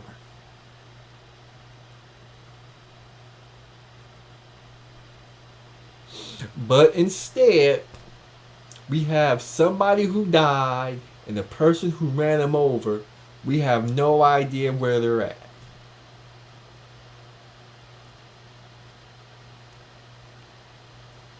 Somebody said there's a certain race of cop behind the wheel. I won't say it because, you know, I don't promote Asian hate. But this is what this is what's going on. And the woman died at the hospital. Elected city official that cannot protect the citizens of Oakland. It made me feel really sad. Bruce Vogue's surveillance camera captured the crash. He's owned the repair shop on 16th Ave for 36 years. He says crime is getting out and life. Bruce Vogue. So when we're parked on the side of the road, then we turn on our lights. But when the individual was ran over, we didn't turn on our lights and siren. When we was crossing the intersection at a red light with cross traffic, we didn't turn on our lights and siren. But when we're parked, we turn on our lights and sirens. Fine police work. Surveillance camera captured the crash. He's owned the repair shop on 16th Ave for 6 years. He says crime is getting out of control in his neighborhood and life feels cheap. Crime is like like eating breakfast. I mean, you see them every block, every street, every corner. 4 doors down from the intersection is this small market. The owner tells me a gunman robbed the cashier at gunpoint last Friday. You can see a man pointing a gun at the cashier. And last Wednesday, she says, this man walked out with their EBT card machine. And around the same time, a man who lives in this complex next to the intersection says 3 men robbed him at gunpoint. About half a mile away from the intersection, a surveillance camera captured another hit and run. Happened in April. Police say a white Cadillac Escalade ran a red light and hit a bicyclist. The 38-year-old Oakland man was thrown at least 30 feet away from the intersection. Police say the man had severe head injuries and the driver sped away. They came.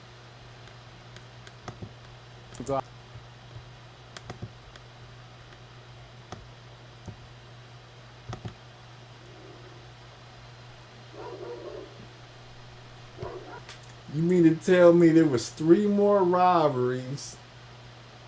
Somebody robbed the convenience store, and then somebody stole the EBT machine and just walked out of the store.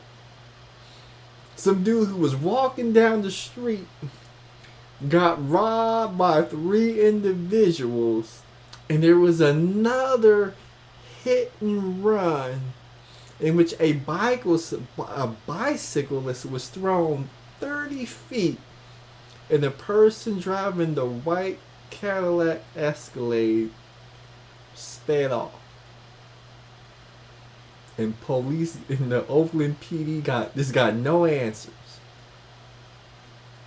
They have no idea who did what. They can't identify nobody. Can't put more police on the street because, there's a hit and run victim, the police turn in the opposite direction. And then when they do realize somebody got hit and they make their illegal U-turn and they get ready to drive across a red light, they don't even turn their sirens on so cross traffic could slow down and be aware. They almost cause another accident. This is what I gotta deal with. This is what I gotta deal with in Oakland. This is why I try to keep my trips to the city of Oakland at a bare minimum.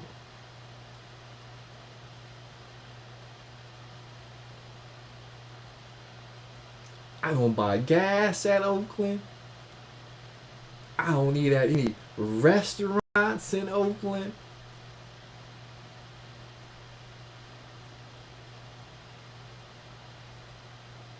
I don't go to the malls in Oakland. I don't go to the A's games in Oakland. I don't go to downtown Oakland.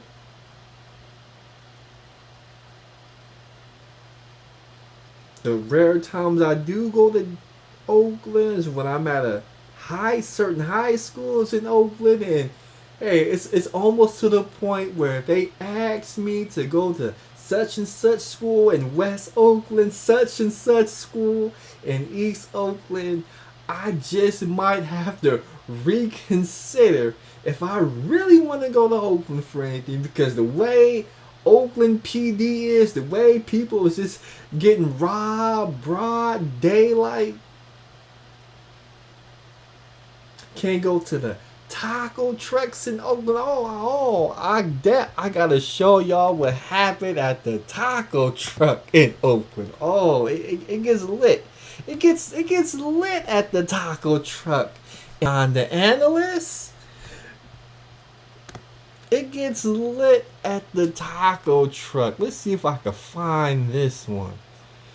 Let's find this video at the taco truck real quick. Give me a couple of seconds.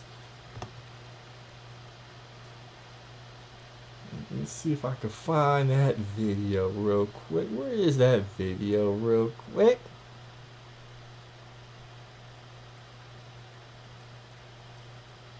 Is that it right there? Nope, that's not it. That's something else in Oakland. Where is it? Where is it? Is this it right here? I believe it. This definitely looks like it. I gotta show people. I gotta show people what happens at the taco trucks in Oakland. Oakland is known for their taco trucks. They got some good food, but this is what happens at these taco trucks in Oakland. In Oakland. The most recent was a 16-year-old boy shot and killed while walking down 64th Avenue. Oh, that's not it. That's not what I wanted. That's not what I wanted. But I do want to listen to that one later, though.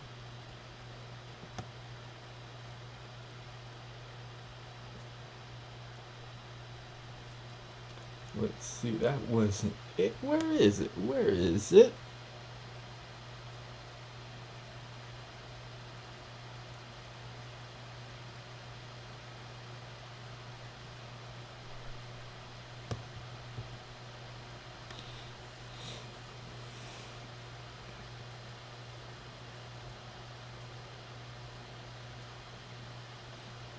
Yeah, this had to be it. Let's see if I can find it.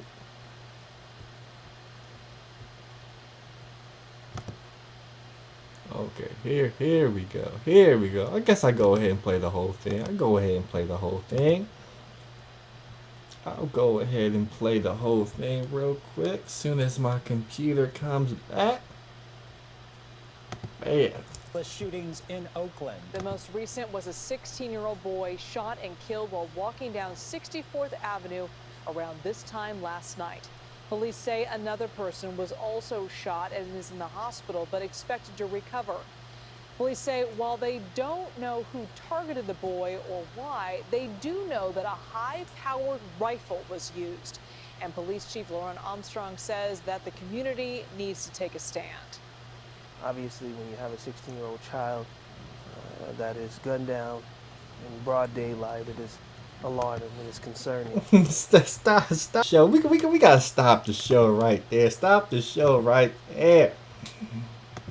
Do the people know who this is right here? Will Clinton says GMTB in the 69th, but I do not take my black ass to the 69th village. There's been a couple of times where I've been caught off guard, where I may have to do a delivery or two and the drop off is near the 69th village, and I'll be sure to get out that mug quick, fast, in a hurry. I try and stay out of Cypress Village. I try and stay out of Brookfield. I try to stay out the neighborhoods. But do y'all know who this is right here? Do the people know who this is right here? Hold on. Let me see if I can find it, because I did my part, you know.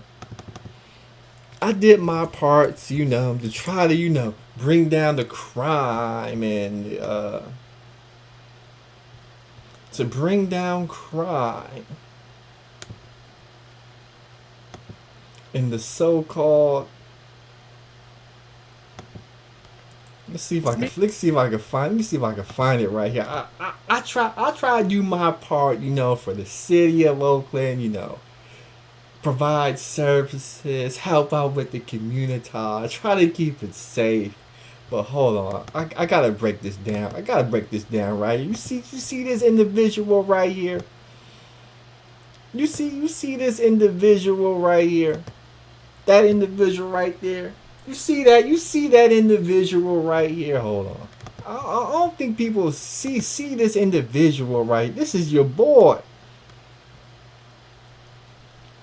Chief of Police, Ronnie Armstrong. You see who that is right there? Bill Clinton says she wasn't there. A cop who got robbed at the gas station and killed. I seen that one. And somebody says you will be safe at Lake Merritt. Oh, I got a Lake Merritt video too. They be acting a fool at Lake Merritt. But you see who that is? Hold on, because I know people won't believe. Child that is gunned down in broad daylight. It is alarming, and it's concerning, and it's hurtful. It's hurtful to this community. Obviously, emotions are high. Family is distraught. And so, this is, what violence, the type of violence, senseless violence that has no business in our community. This shooting appears to be something that we didn't expect from all accounts. This was a young man that was a good kid. So that was your boy right there, Chief of Police. But I'm gonna go back to this video right here. I'm gonna go back to this video. We gotta go back. What was this? 2019. We gotta go back to this video right here. We were trying to stop the violence in Oakland. So we thought it'd be a good idea, have some of the people, because at that time, people were mad at the police because, I guess during the time in the country, a few unarmed black men were unfortunately lost their life in encounters with the police, and the Oakland PD wanted to build trust with the civilians. So this is me interviewing Chief of Police of Oakland, California. So when people get up here, because I know they want to call your boy the Grandmaster Troll. They want to call me a coon. They want to call me an Uncle Tom. They want to call me a Republican. They want to call me a Trump supporter to try and discredit me because I'm holding the community and the culture and these savages accountable for what they're doing. And the first thing they gonna say, what have you done for the black community? Hey, you're just a troll, calls himself the Grandmaster Troll. Why should we take you seriously? And I just sit back. What have I done for the community? I provide jobs. I'm out at different community events, trying to perk the word out and bridge the gap. I mean, I work hard for the community. So this is me interviewing Chief of Police. Me and Mrs. Rubens, they were made officials. I'm with one of the basketball players, also in Oakland PD as well. So go ahead and tell people your name and Now the audio is bad. I don't know what happened to the audio, but I won't go ahead. I didn't know it was that bad. But this was me interviewing Chief of Police of the Oakland PD. So, backstory. Chief of Oakland PD. I used to referee with him. East Bay Basketball Officials Association. Reffed a couple of games with him. And during this time, I think he was just a regular police officer, and somehow since he became chief of police, he wasn't really able to officiate more. No, he had to, focus on duties of being chief of police.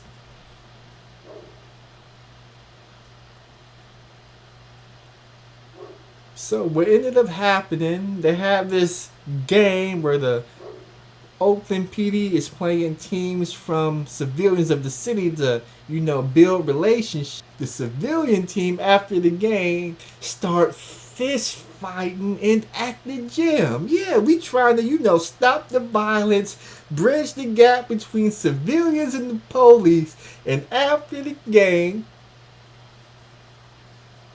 folks start fighting.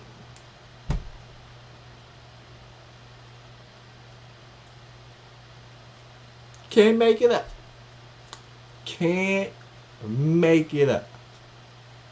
So I've done more than enough. I gave y'all folks jobs. I helped buy some of y'all Negroes cars. Helped pay some of y'all rent. Gave y'all rides from different place to different place, and here are you Negroes still out here till this day. This is what y'all Negroes is out here doing. Let's go ahead and roll it. Also concerned that as the weather heats up this summer, things will only get worse. It's only getting warmer the rest of the summer. We have to cool things down. We have to figure out ways to not just pull guns off of the streets, which we're doing with gun buyback programs and, you know, minimizing and, you know, making it illegal, but we also have to impact those who are making decisions. We're never going to get all the guns off the streets. And not far from that murder, neighbors in the Fruitvale district say they're seeing an uptick in gun violence as well. Yeah, they shared several surveillance videos of recent shootings, including this brazen murder in broad daylight. And they told KPX5's Da Lin what they want the city to do to restore safety. Neighbors say there have been at least 3 shootings near this intersection in the Fruitvale district in the last 6 weeks. They no longer feel safe leaving their home. Neighbors say this recent homicide robbed them any sense of safety in their community. I always make sure I have some kind of weapon, like a pepper spray or like a little baton, something. That's become our norm, is feeling like you always have to be ready to fight, which is a horrible feeling. Renee, who declined to provide her last name, has lived in the Fruitvale district for 20. You got a white woman who really believes they're gonna be able to protect themselves with pepper spray and a baton, when we just saw Mr. Ortiz, who had a whole gun in his pocket, got disarmed and robbed by some robbers. But this is what y'all people believe. Y'all walking around, I got my pepper spray, I got my baton, ain't nothing gonna happen to me. And I used to walk, I didn't have a car, I rode my bike, I walked everywhere. Not anymore. Renee shared this video of a robbery that turned deadly. It happened on May 12th. 3 people tried to rob a vending cart and 2 customers at the corner of Foothill Boulevard and 35th Avenue. When the customers fought back, a gunman shot a man close range in the head. Oakland police say he died at the hospital.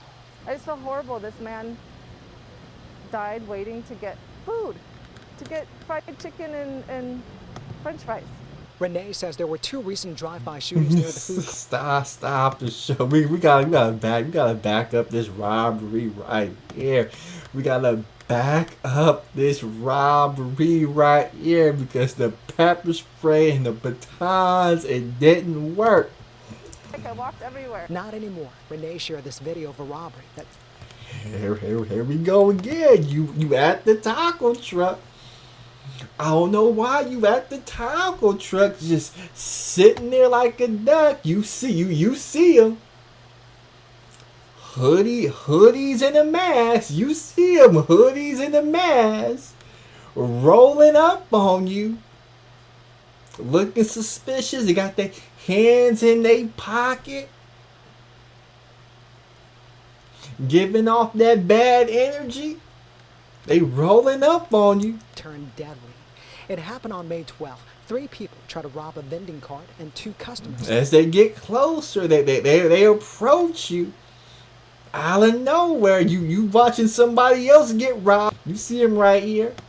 Somebody right here was getting robbed. This dude right here came from the blind side. These 2 individuals is looking at that confrontation right there.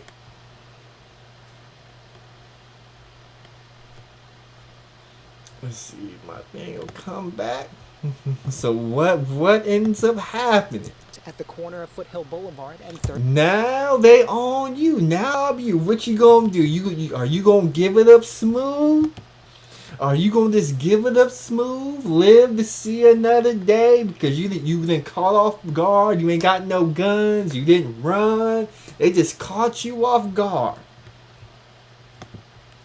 35th Avenue. When the customers fought back. Your boy who was supposed to be going in his car, getting his wallet and giving up his wallet, he decided to fight back. Other dude right here, he wasn't fighting back. He was just going to give it up. But then he saw that tussle break out, so they all looked. A gunman shot a man close range. So I guess he went to his car and he got a gun because one of the robbers right here, he took off. In the head. Then the other dude, I guess when his homeboy pulled the gun, he got a little confidence in himself. He wanted to fight back. He wanted to fight somebody with a gun, but little did he know. Oakland police say he died at the hospital. They shot your boy and his hat flew off his head right here. Just flew completely off his head right here. When the customers fought back, a gunman shot a man close range in the head. Oakland police say he died at the hospital. I just felt horrible. This man died waiting to get food, to get fried chicken and French fries. Renee says there were two recent drive-bys corner of Foothill Boulevard and 35th Avenue. And the cold part, since it's the homeboy decided to fight back, his other homeboy died. When the customers fought back, a gunman shot a man close range in the head. Oakland police say he died at the hospital. I just felt horrible. He shot his homeboy in the head, all because he wanted to fight back, because he didn't want to give up his stuff. When his homeboy got shot in the head, This man. he didn't even render him no aid. He just stood and looked. And the Negroes, you see him right here. You see him right here. You see him right. I'm telling you. Hoodies and a mask. Take off running. Instead of just giving up the possessions, the valuables, they left with his homeboy's life. And there was nothing he could do. He couldn't give him no aid, CPR. He didn't know how to stop the bleeding. All he could do was look at the robbers run away. It ain't worth it out here in these streets dealing with these young savages who are playing real life Grand Theft Auto. That's what they're doing. They're playing real life Grand Theft Auto.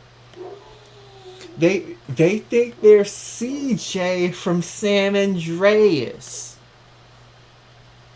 They playing Grand Theft Auto Oakland, Grand Theft Auto West Philadelphia, Grand Theft Auto Chicago, Grand Theft Auto Memphis, Tennessee, Grand Theft Auto St. Louis, Detroit, Grand Theft Auto Hollywood.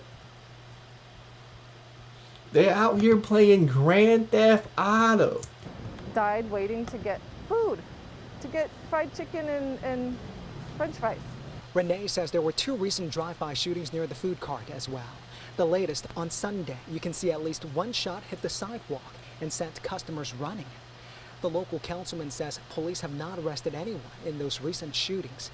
On Wednesday, someone in a car came back and used his fingers to gesture they would shoot at the customers. I used to not really be able to distinguish between a gunshot and firecrackers. Now I can tell because I hear gunshots so often. Councilman Noel Gallo says the police force is down by roughly 100 officers, and allied agencies have staffing issues as well and can't help as much. For me, the only alternative I have left is to call out the National Guard. Have the governor send out the National Guard to help us protect the streets in the evening. Are you joking or are you actually I'm not joking. But he admits more police won't stop the crisis. He says the city needs to offer young people opportunities before they pick up a gun.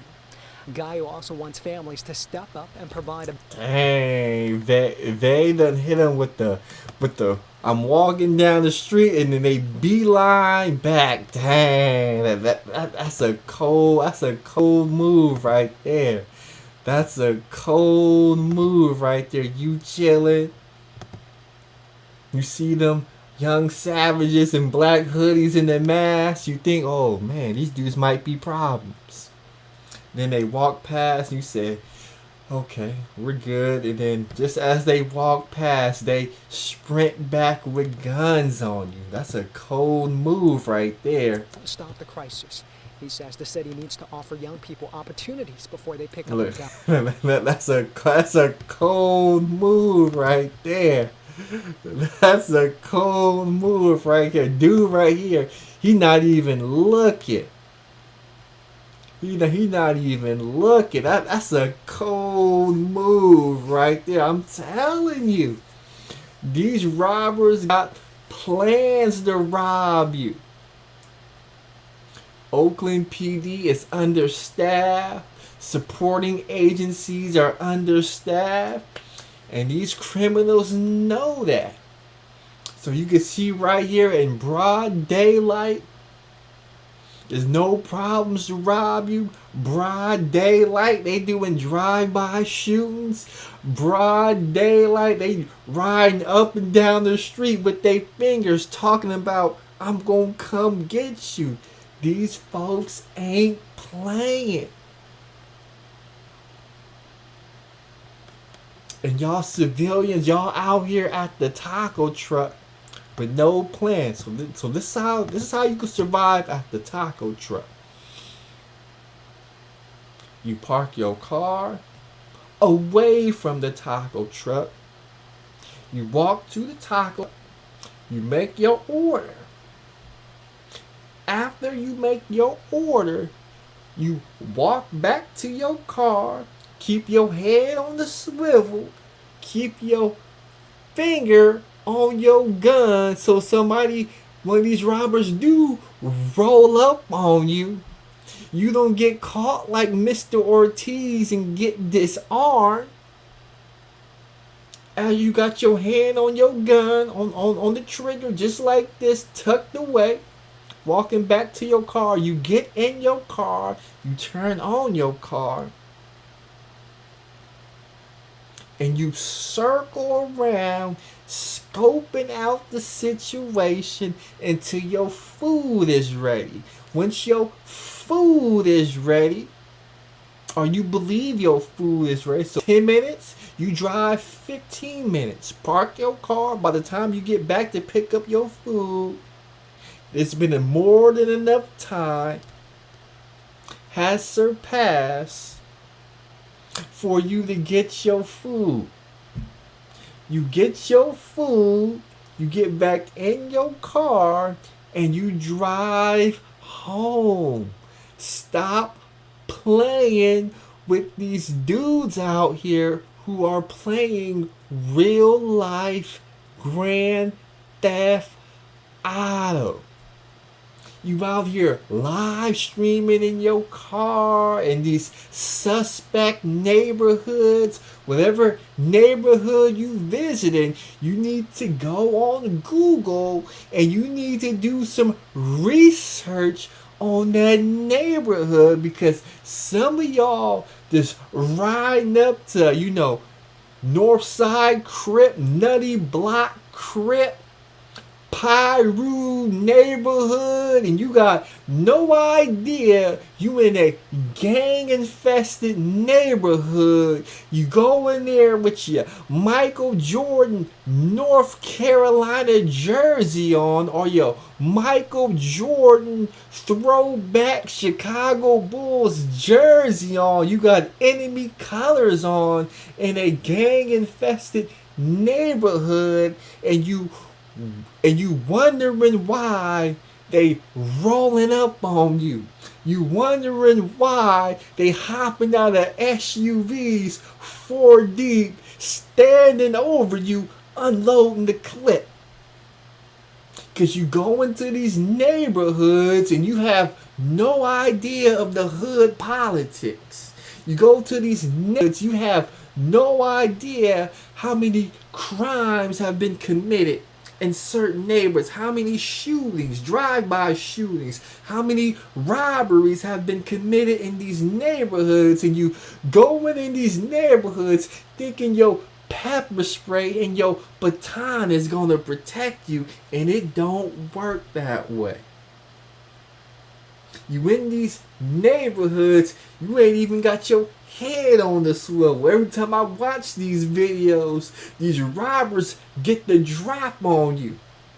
They all the way up in your face, and you, oh shit, man, please,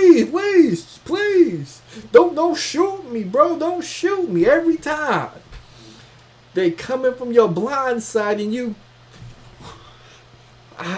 have no idea where they coming from. They always catching y'all by surprise. You got your hands in your pocket, la-di-da-di-da, then they right in your face, and that's the first thing you do. You jump You jump like you saw Freddy Cougar or Ghost or something. That's the first thing you do. You gotta be smart now. You gotta start using your head now, because the police, they can't protect you.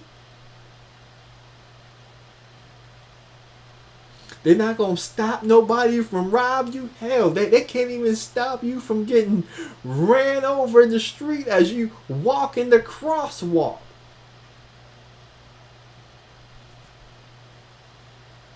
At some point, you got to protect yourself. You out here with your pepper spray thinking shit is sweet. You got your, I don't gotta worry. I got my baton. My baton gonna protect me.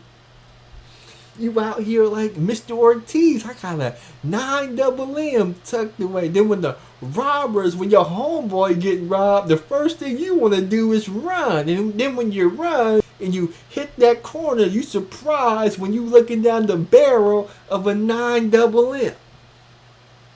And that gun that you was going to use to protect you, your robber is robbing you of your own gun. I never seen a robber rob somebody who had a gun and he took his gun up off of him.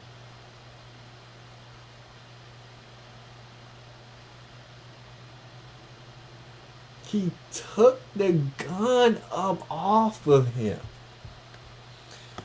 But I think I'm all done with the crime. Let's see if I can find something else I wanted to talk about. Because we have Negroes going viral. Let's see if I can find the video. Real quick. Let's hit this. Let's hit the library.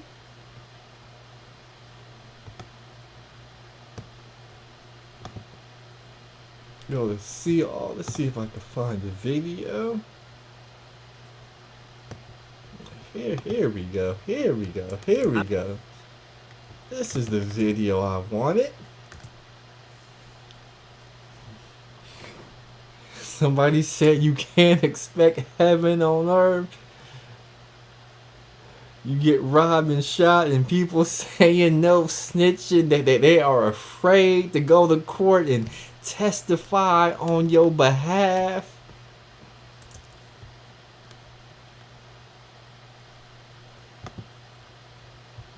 So we had this person right here. Black YouTuber Blaze with this viral TikTok video right here. This a viral TikTok video. This woman right here put a list together that says things I expect a man to do in marriage. Let's go ahead and break this down real quick. Here are a list of things I expect men to do in marriage. Number 1, pay the rent, mortgage, and utilities. So that's like the rent, the water, and like the electric. You know what I'm saying? And then if you have a home, like the property tax and the mortgage insurance, all that good stuff. Number 2, to do most of the cooking. I cook, but I don't really like to cook. So it's really a plus when I meet a guy who's good at cooking. And there are actually a lot of men that are great cooks. Number 3, the dishes. I don't like doing the dishes, so it would be great to have a man that just took that chore off of my hands because I don't like to do the dishes. Number 4, do the laundry. And when I say do the laundry, I don't just mean like put the clothes in the wash. I mean like the whole process. Put the clothes in the wash, put the clothes in the dryer, put them up, iron what needs to be ironed, fold what needs to be fold. Like do the whole thing from A to Z. Number 5, take out the trash. I don't like to take. Number 6, any yard work or housework. Now, he doesn't necessarily have to like fix it. Like if there's like a broken pipe or something, like he doesn't have to fix it, but he does have to be responsible in calling whoever to make sure that it is fixed.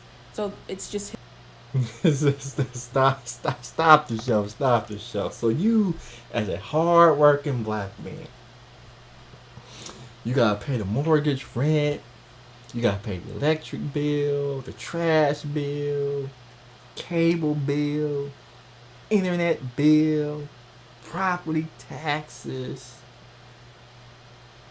If the roof leaking, you gotta pay that. You gotta pay cell phone bill. You gotta pay the insurance, dental insurance, medical insurance. You gotta pay all of that. Then after you done worked all them hours to pay all them bills, cause we know them bills is expensive, you gotta do most and buy most of the cooking. You gotta do all the cooking. That's right, you gotta do all the cooking, cause that's what most of the cooking is. Then after you done cook them 5-star gourmet meals, you then gotta wash all the dishes and take the trash out. Then after you done cook this gourmet deal, clean the kitchen, wipe down the kitchen counter, swept and mopped the floor, you then gotta do all the laundry and buy all the laundry she made. You gotta put the clothes in the washing machine. You gotta take the clothes out the washing machine, put them into the dryer. Then after you take them out the dryer, she did expect you to not only fold the clothes, but then you gotta iron the clothes. Oh, it gets worse. And then there's something break on the house, like a water pipe, the plumbing, the roof is leaking. Not only are you expected to fix it, but if you can't fix it, you gotta pick up the phone, you gotta go on Google, and you gotta find somebody who can fix it. And you're gonna have to pay that bill too. But it gets worse. It gets worse. His responsibility. Number 7, upkeep the car. So that includes any tire changes that need to be made, any oil changes that need to be made, putting gases in the car, making sure the cars are washed, like the whole process of upkeeping the cars from A to Z. Cause it's not just one car, because she gonna want her own car that you gonna have to pay for insurance. You then gonna have to put gas in that car, and don't be living in Los Angeles, California, where gas is approaching $8 per gallon. You then gotta do the oil changes or pay somebody to do it. If the car break down or something, check engine light come on, you then gotta fix it, or you gotta pay somebody to fix the cars too. Number 8 is date nights at least twice a month, but that actually goes into like any form of She said date night at least twice a month. She really meant date night twice a week. She gonna want to go out. You gotta take her to a restaurant. You gotta take her somewhere nice. recreational activities. So if we're going kayaking, if we're deciding to take a camping trip, if we're deciding to go to a theme park, just at least 2 dates and or recreational activities per month. And number 9, an annual honeymoon.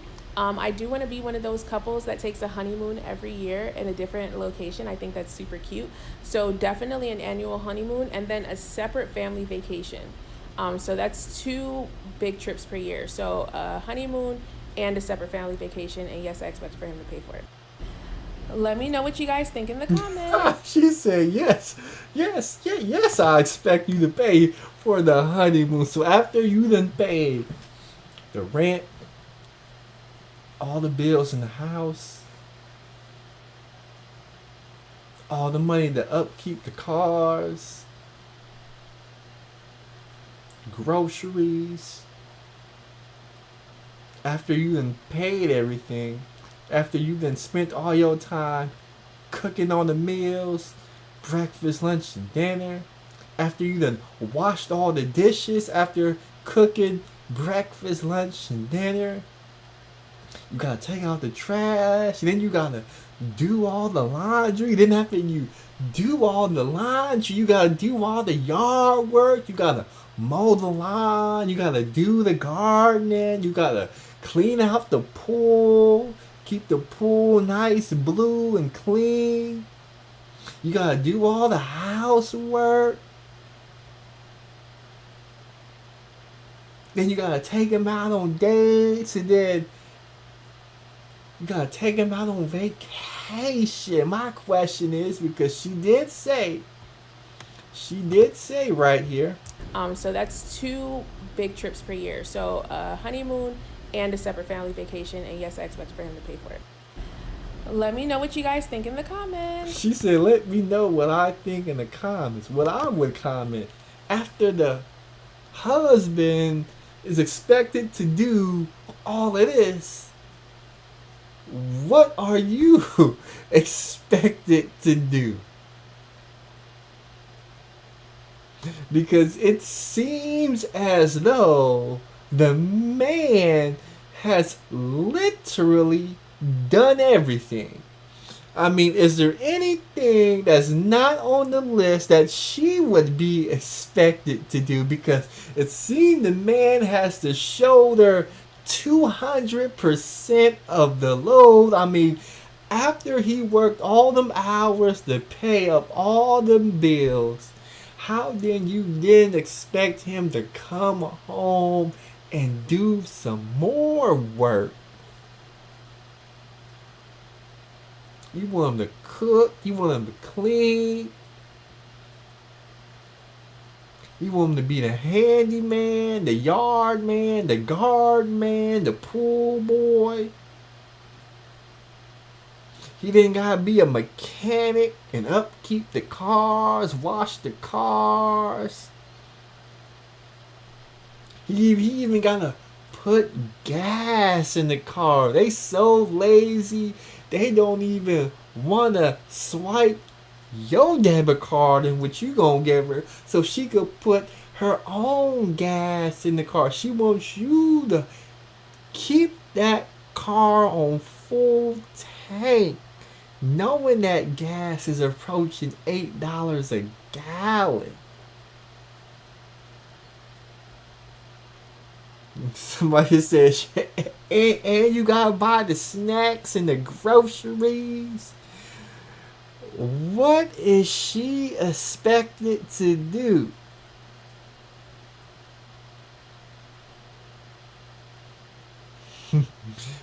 Dark-skinned Empryss says all she gotta do is sit there and be a trophy wife. She can't be a trophy wife. Because if she was a trophy wife, she would already be a trophy wife. But this is some of the things that Negroes are going viral for. So with that said, let's see if I can find one more. Let's see if I can find this one. It's going to take me a while.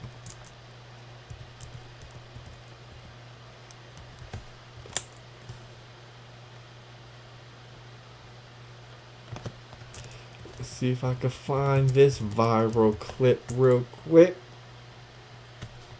Oh, I can't find it. Let's see. Hold on, let me back it up.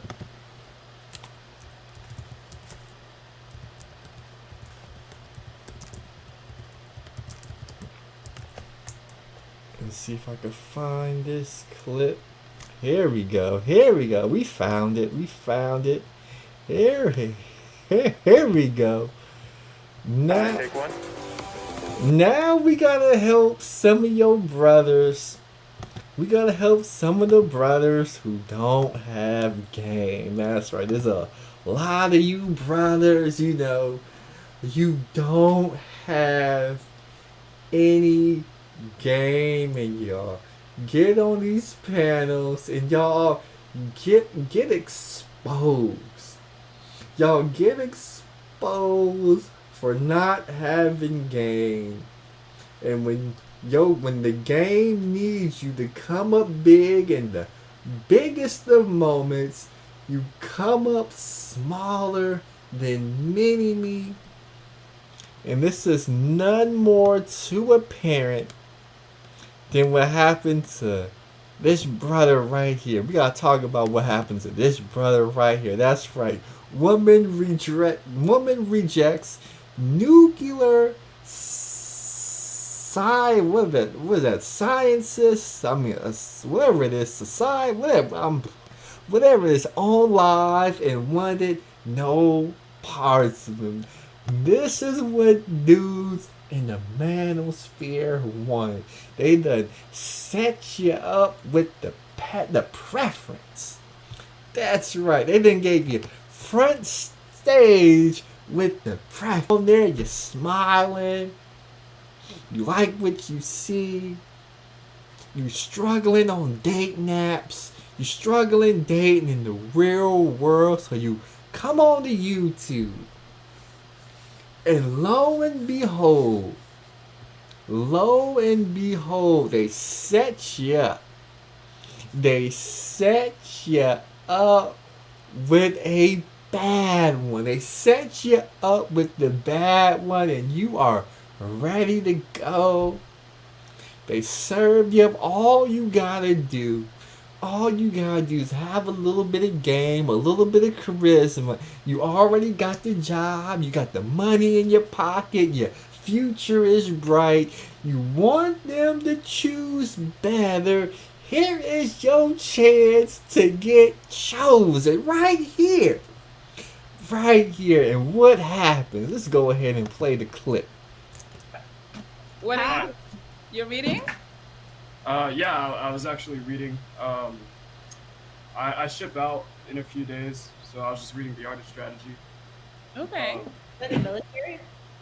Yeah, so actually I'm a nuclear physicist for the Navy. Oh, look at that. A nuclear physicist for the Navy. We got one. We got one. What are some of the complaints these BWs have been talking about? They know that they're tired of dating, struggle rappers. They're tired of dating Negroes working at Walmart and McDonald's. They tired of dating drug dealers and dope boys. So what drops beyond the heavens from God? That's right. Jesus Christ delivered a black male neurological physicist of the Navy. Can't get no better than this. We done already checked off a number of boxes. We got a pristine job for a pristine organization. We're well spoken. We read books. We're intelligent. Yes, we are checking off the boxes. We just checking off the boxes. We're smart. We got money. Navy. We'll be able to buy a house because since we're part of the Navy, they'll give us a loan. So we got early steps into home ownership. We're college educated. We are checking off boxes. How can we mess this up? How can we mess it up? Let me show you how we can mess it up. If my thing would stop freezing. Why is my shit freezing every 5 seconds? God damn. How can we mess this up? So I do that in a few days. Okay. How old are you? I am 27. I look a little young. I'm not that young. Yeah, you look young. So where do you live? So I'm actually in the Woodlands, Texas right now. Right down there by Houston. I'm about 30 minutes away from Houston, so I'm a little close. Oh. Nice. Okay, so tell me a little bit about yourself. Man, where do I start? Uh-oh. Uh-oh. I like martial arts a lot. I did a bit of pharmacy back when I was a little bit younger, about 2-3 years ago. I got certified at pharmacy around when I was 17. I didn't really do anything with it. I went to university for a while. I was getting like a business degree, so I have a bachelor's in business. And then I did pharmacy for a little while, for about 3 years, and then got bored. So I was like, let's go see what the military has to offer. Didn't do anything. I did my PICAT about a year ago. Got a 96 on that. It goes up to a 99. Got a 96. They offered me nuclear physics, and I was like, why the fuck not? So I went there, and now I ship out in a few days. Oh, okay, nice. Well, best of luck as you ship out pineapples. Damn. Why? Hey, it only took a minute and 50 seconds to get run up out of there. They done ran your boy up out of there. Why did your boy get run up out of here? Because he literally didn't tell me any qualities about himself. He's just like, I made a 96 on this. I did this. And I feel like I did that at first too. But however, I need a man with some personality. No, you didn't have personality? Yes, I'm really good at reading people.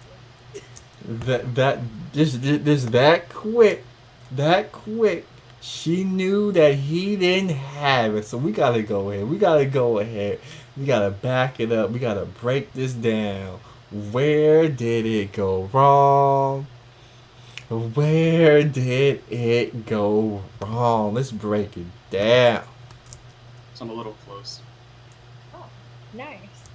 So they asked him, where does he live? He said Willowland, somewhere in Texas. We don't know where Willowland's, but he said it's close to Houston. Most of us know where Houston is, so he does know how to communicate.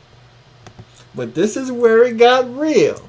Okay, so tell me a little bit about yourself. Man, Uh-oh. He said, man, they asked him the basic question. They ask you this question on job interviews, when you meet somebody new, when you enter a business partnership, or whatever. Whenever you meet somebody, the first question they ask you is, tell me about yourself.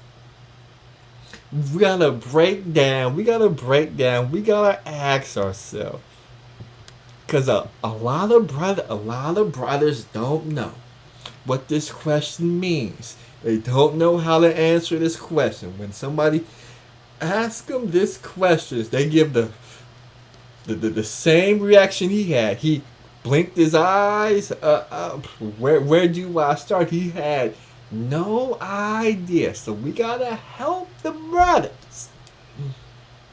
Because I want him to win. He was up there. He saw something that he liked. That's why he was up there. She saw something that she liked. That's why she asked him the question. She thought that the young man was handsome and was getting a fair shot. First question they ask you, the most important question they're going to ask you, tell me about yourself.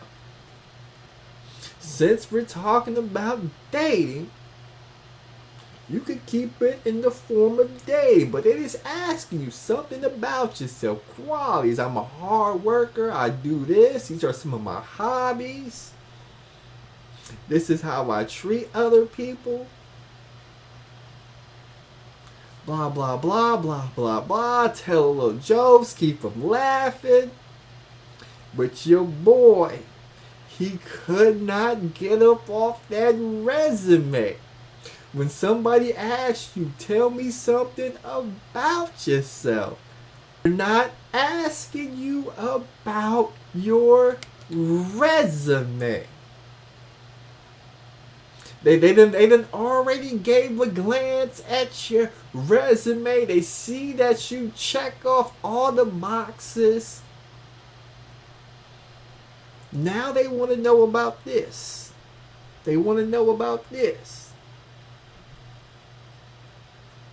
They want to know about this. They want to know about this. They want to know what kind of game you got and when it was time to perform. He gave the dazed and confused and the I don't know, and I already knew. I shook my head. I said, these dudes in the manosphere, they didn't lace him with game. They didn't lace him with game. And all game is being able to communicate effectively and make other people around you feel good and feel the vibe.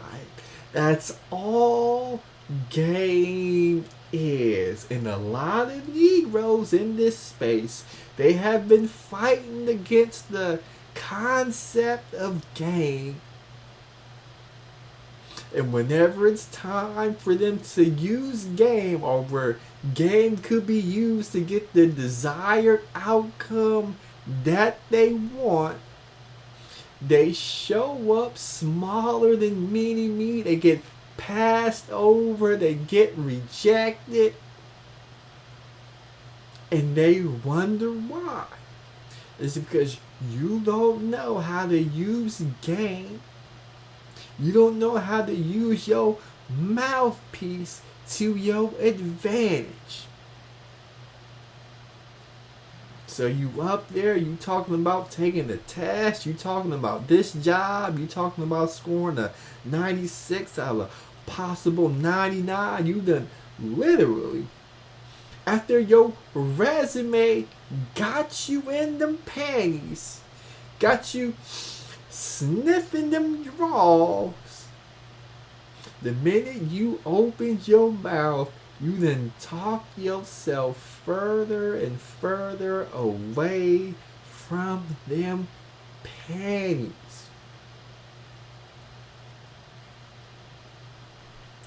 The poom poom was ready for the taking. It was ready. It was ready for the taking. You don't believe me? Hold on. They don't believe me that the poom poom was ready for the taking. Actually in the Woodlands, Texas right now.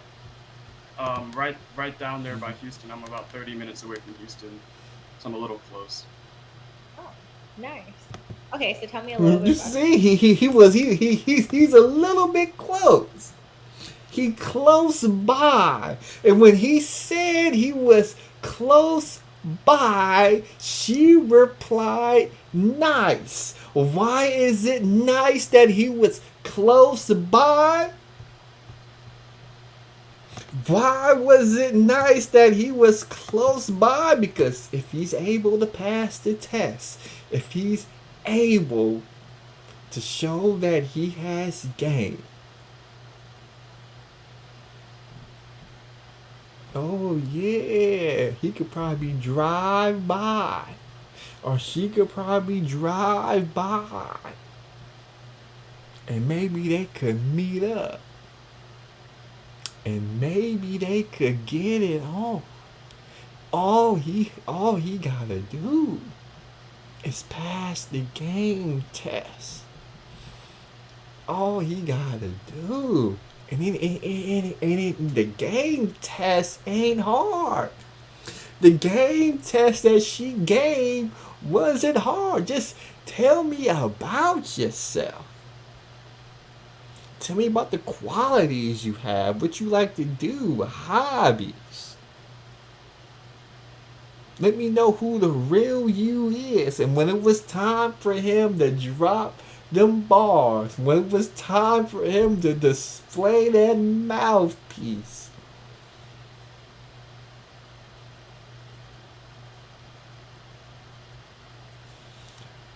the pussy that he was talking to started to dry up. He had it nice and wet. He had it nice and wet just off his resume.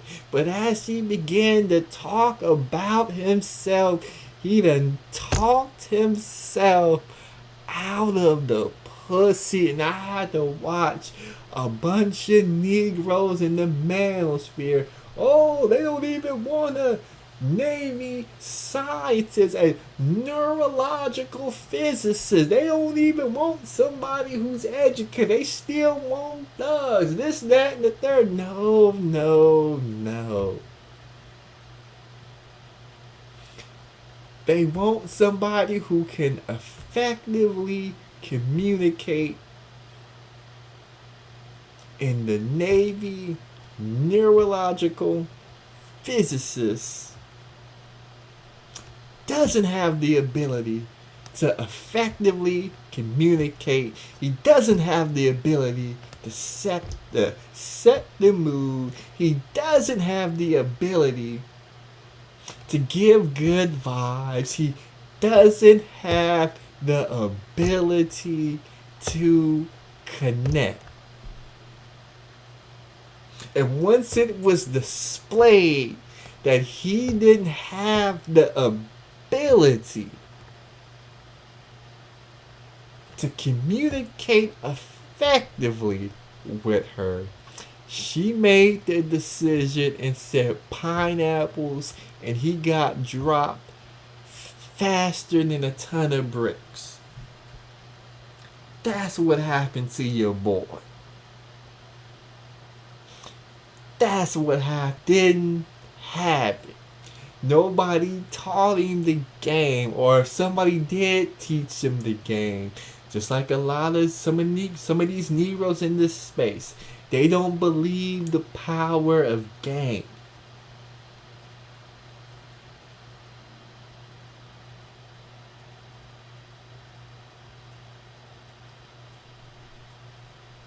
You gotta have the power of game, and he didn't have. He didn't have the power of game. He was supposed to have. It was disappointing that he put that on tape for the whole world to see. The whole black YouTube broke it down, so he went viral. He'll be known as the dude who didn't have game. So now he's gotta, he gotta hide, he gotta go to basic training, and he gotta hope the Navy can build him up so he could be a new man. Maybe the Navy can lace him with some game. Maybe somebody in the Navy came across that video, could take him under his wing and give him some game. He seems intelligent, seems smart, he seems bright.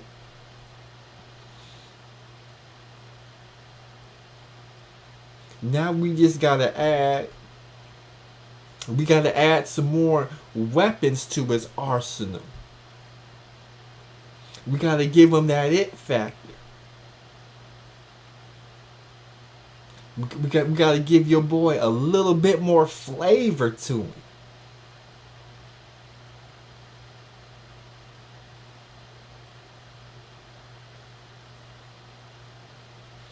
Let's see if I got any more viral clips. Any more viral clips out there? Any more viral clips out there? Hold on. Let's see, I know I got some more viral clips. Let's see if I can pull them up. Hold on. I know I got some on Facebook I've been saving. Let's see if I can pull them up real quick. There's definitely one I want to talk about on Facebook real quick. Let's see if I can pull it up. In the meantime, support the show. Hit the like button. Hit the Cash App. Support the show. Let's see. I know I got one. I know I got one on Facebook. I wanted to show. Oh yeah, oh yeah, oh yeah. Here we go right here. Here we go right here. Hold on. Let's get past this computer part right here.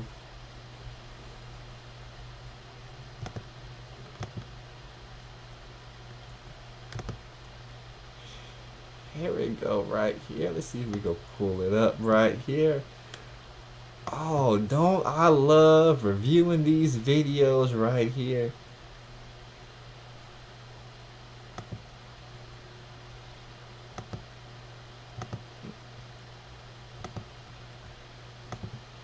Don't I love reviewing these right here. Don't I love watching these dudes on one knee propose and they get rejected. Oh boy, don't I love reviewing these right here. These are definitely my favorite of all viral videos. Whenever a brother gets on one knee and proposes and gets rejected, it is a sight to see. But let's go ahead and break this one down real quick. See, blow that up, make it big.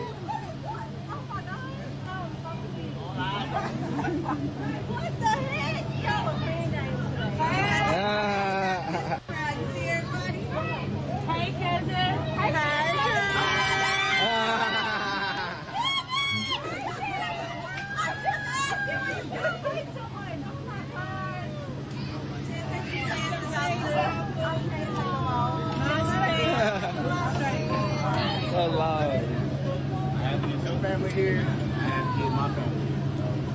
So this is gonna be all our family. Relax. This is gonna be all our family. Look at your boy right there. He done got her family there. He got his family there. So when people talking about BMs, they don't want to be a patriarch. They aren't about family. You can show them this video right here. We got a brother right here. He looks sharp. He got the rollie on. He got the big smile on his face. He got a little bit of muscles. He know how to dress himself. He not sagging his pants. This is what BW say they want right here. A dude who's taking the initiative, stepping up, and lean like a man. This is what they say they want right here. Yes. Oh my God. Yeah. Look at your boy. Look at your boy right here. He know he got it in the back. He got the confidence. He brought everybody out. He got on one knee. He bought the ring. This is what it's supposed to be about. But let me tell you why I love these videos. Because you see a BM with some great dental work, smiling from ear to ear, knowing that he gonna get on his knee, propose, and find him a good woman who he can call his wife. But what ends up happening, it happens far too many times.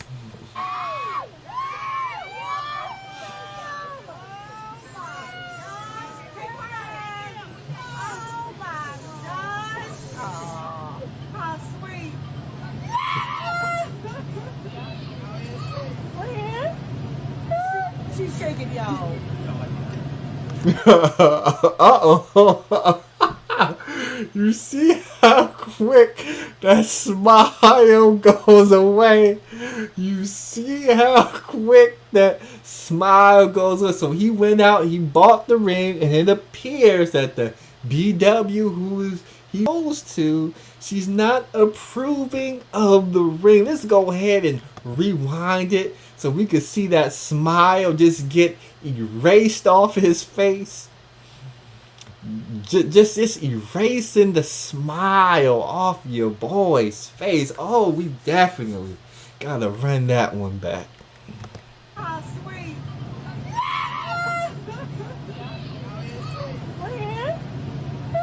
She's shaking, y'all. That's all, mama. But I like you, baby.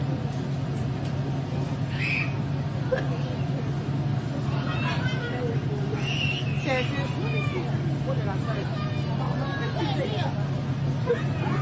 Don't worry about that. Don't be like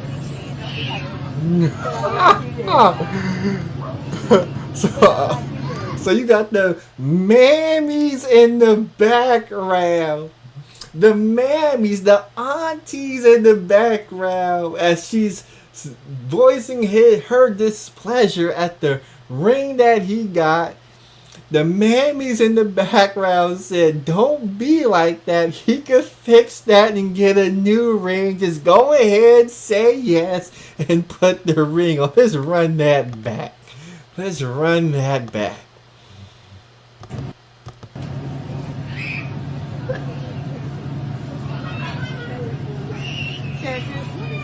What did I say?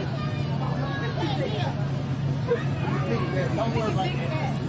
Don't be like but I like you, Dad. But I like you, Dad.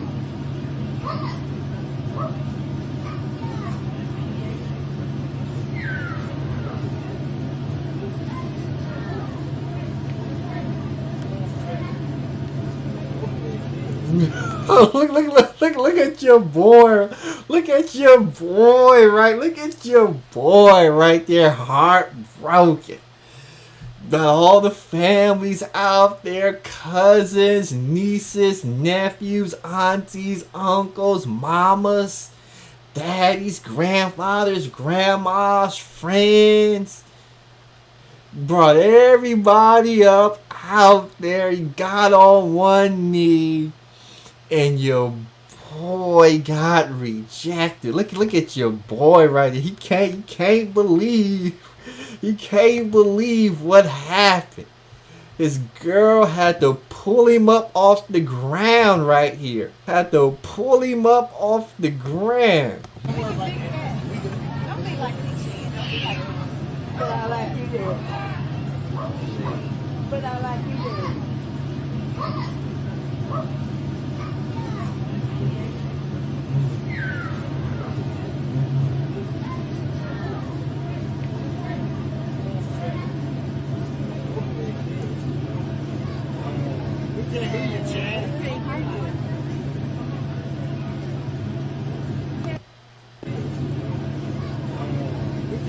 Look at your boy holding his heart right there. Your boy gotta hold his heart right there, John the analyst.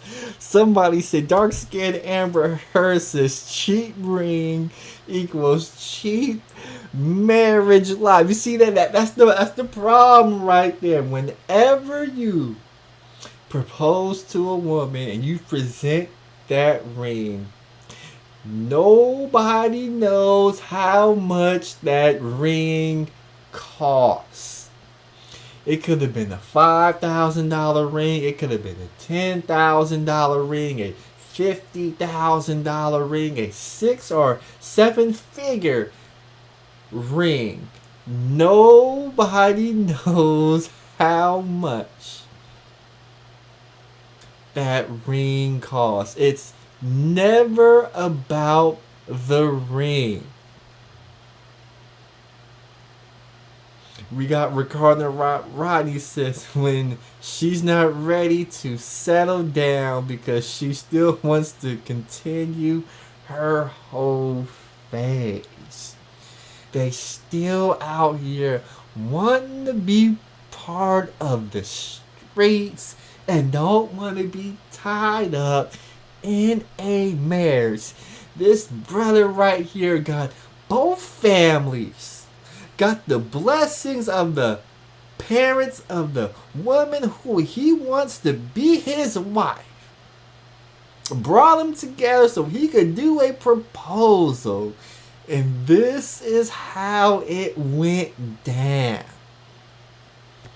This is how it went down for your boy. Let's go ahead and run it back. Relax. This is gonna be all my family. All right, next one. Yes. Oh my God. Yeah.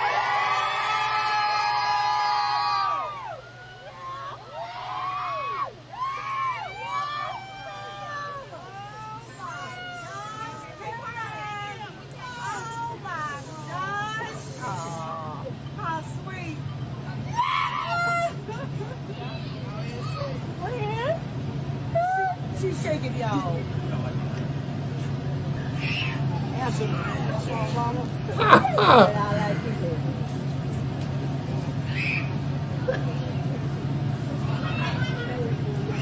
Check this. What did I say? Didn't like the ring. Everything was all good 30 seconds ago. Everything was all good 30 seconds ago. Let's go back 30 seconds. Minute 37. Let's see if we can find it in a minute 07. Everything was all good 30 seconds ago. Everything was all good 30 seconds ago. He was all smiles. The BWs was in the back talking about, oh my gosh, oh my God. Black love, oh my God. Everything was all good 30 seconds ago, but she didn't like the ring.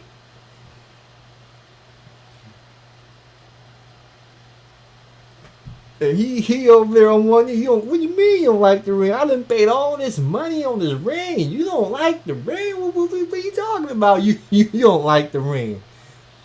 I'm asking you, do you want to marry me? And you talking about you don't like the goddamn ring. Well, what sense does that make? What sense does that make, Will Clinton? As Pretty Black Magic comes through 5 on the Cash App. She says, for the good show. What sense does that make? You've asked somebody, do they want to marry you? And she talking about, I don't like the ring. To me, it seems like a cop-out. It seems like a cop-out. I don't like the ring.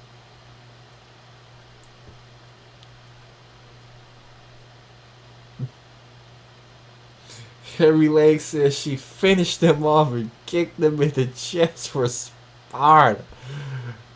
This is where we at. They aren't about marriage. It's not about intact families no more. They're not about marriage. They're not about intact families no more.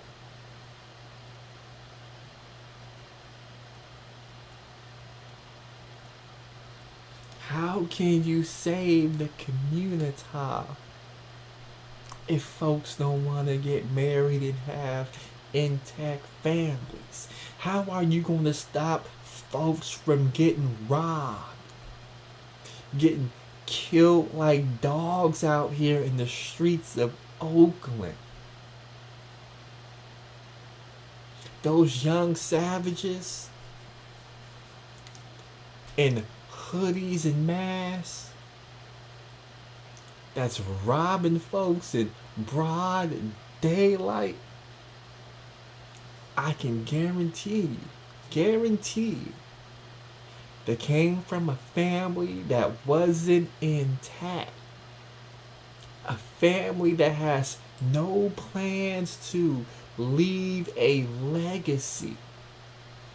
So since there's no plans to leave a legacy, they come out in the streets and play Grand Theft Auto.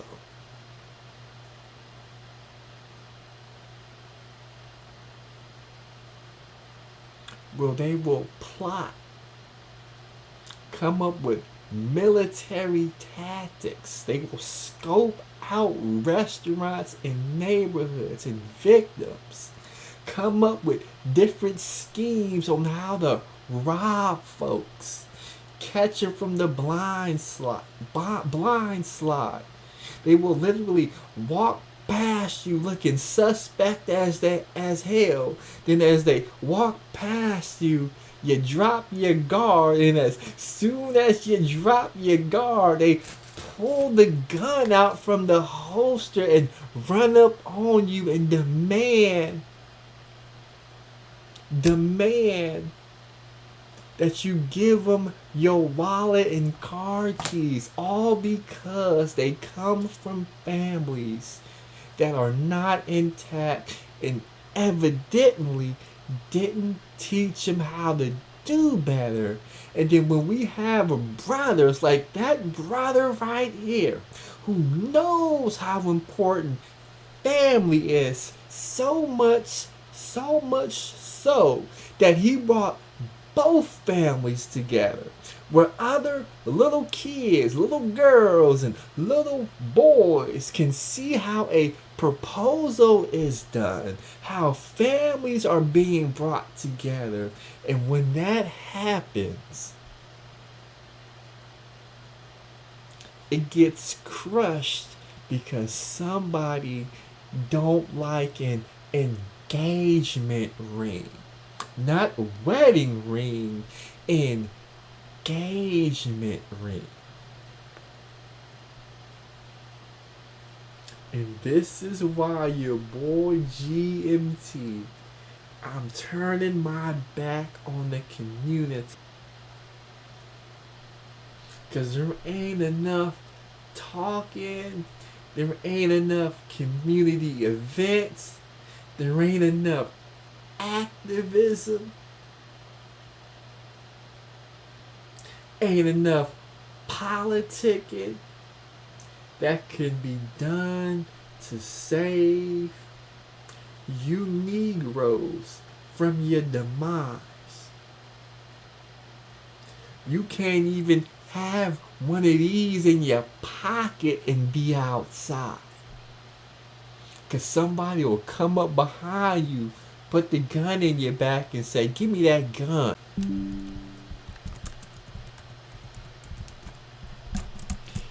You trying to shoot your shot.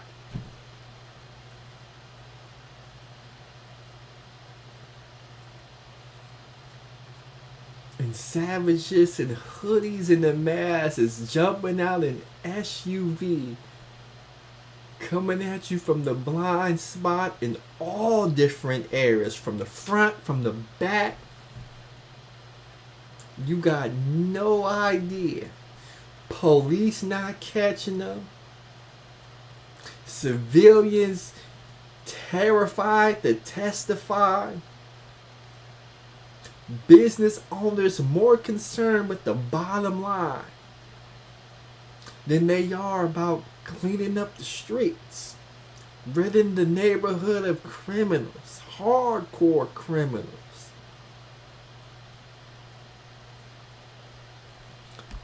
So with that said, I'm almost getting ready to close. If there's another video, if there's another viral video that y'all want me to talk about, I'll go ahead and talk about said viral video. I think I had a couple of more. I think I had a couple of more videos I wanted to show before I can get out. What time is it? It's 1 o'clock already? Let's see. What else do we have here? We got a carjacking there. What else have we got?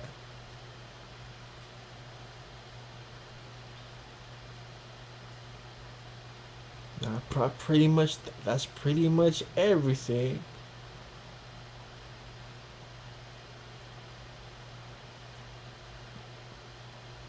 Oh, that's one. That's one. Let's see if I can find this one.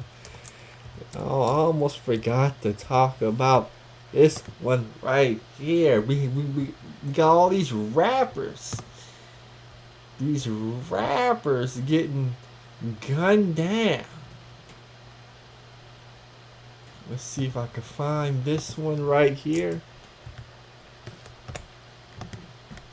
Let's see if I can find this one right here. Here we go. Here we go.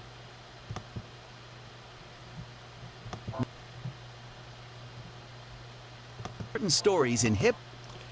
Here we go. We got another one right here. Y'all heard about your boy? Jalen Storm says black women should listen to Shahrazar Ali. Y'all hear about what happened to your boy?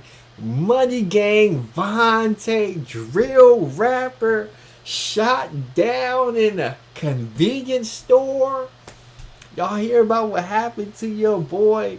Money Gang Vontae. That's right. Chicago drill rapper in New York. Was there in New York to perform a show. So you know he was out in New York promoting. Oh, he had the jewelry on. He had the fresh clothes. Little did he know, young savages got the drop on him. This is what happened to your boy, Money Gang Vontae. Let's get it. Let's get it. Hold on. Come on, computer.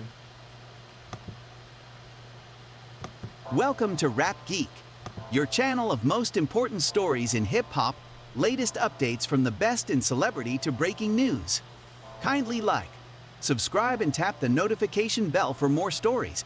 Chilling video captures the moment a Los Angeles-based drill rapper was shot dead inside a Bronx pharmacy in broad daylight by a group of 4 men trying to steal his gold chain. The disturbing footage, obtained by the Post Friday, shows the crew mercilessly attacking Avanti Frowner, 27, inside Amazing Pharmacy on East Tremont Avenue near Arthur Avenue around 3:45 p.m. Thursday before one of the men shot and killed him. Quickly check it out.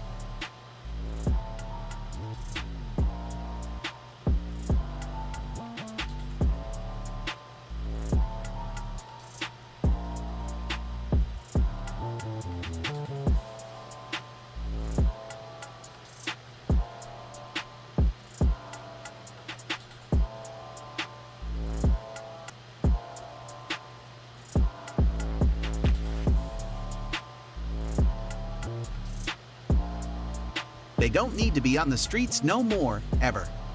Avanti's dad, Roger Frowner, 56, told the Post, "If they in broad daylight, inside of a store, they are treacherous. They made a mistake," Frowner continued. "They did the dumbest thing they could ever do in life. And I hope God will make them pay for it all." Frowner, whose stage name is Money Gang Vontae, is a drill rapper from Los Angeles Hold on, we gotta stop the show. We gotta go ahead. We gotta break down what happened. We gotta break down what happened. We gotta break down what happened, cause we gotta teach the people how to protect themselves. This is what happened right here. Obtained by the Post Friday, shows the crew mercilessly attacking. We got some young savages hanging out in front of a pharmacy / corner store. Now, I don't know about you. If I see some young savages or some people who look like young savages, you may want to turn around and go the other way. Because these Negroes, they don't care. They don't care that it's broad daylight. They don't care that the store got surveillance cameras. They don't care about none of that. They see you out there flossing with your chain. They gonna try to come get you up out of your chain by any means necessary. So you see people hanging out in front of a store, a corner store. I don't know why Negroes are hanging out in front of stores. Need to be doing something constructive with their time, but for whatever reason, it's become a pastime to hang in front of liquor stores, hang in front of pharmacy / corner deli stores, bodegas. I don't know why, but that seems to be the trend. So here we go. Avanti Frowner, 27, inside Amazing Pharmacy on East Tremont Avenue near Arthur Avenue around 3:45 p.m. Thursday before one of the men shot. Quickly check it out.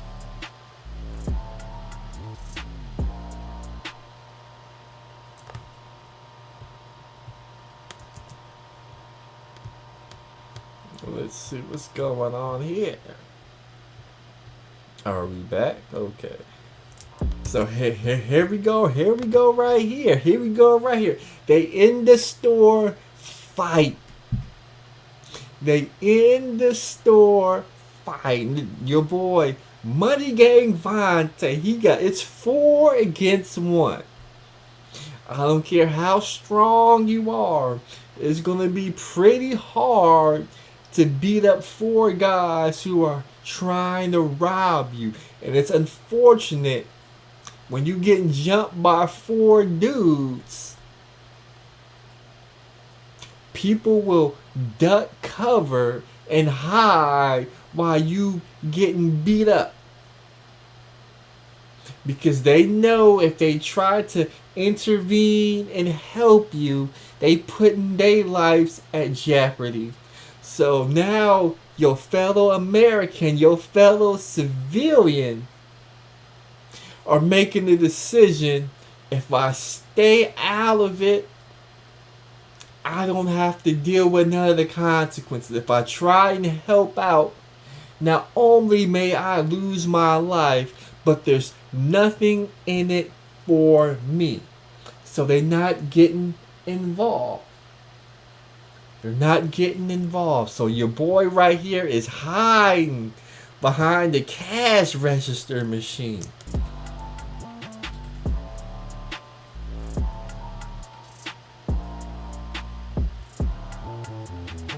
So we see one of the dudes, he had what appeared to be an umbrella. Even though it appeared to be sunny outside, your boy was just walking around with an umbrella. Now he's fixing to hit you over the head with said umbrella.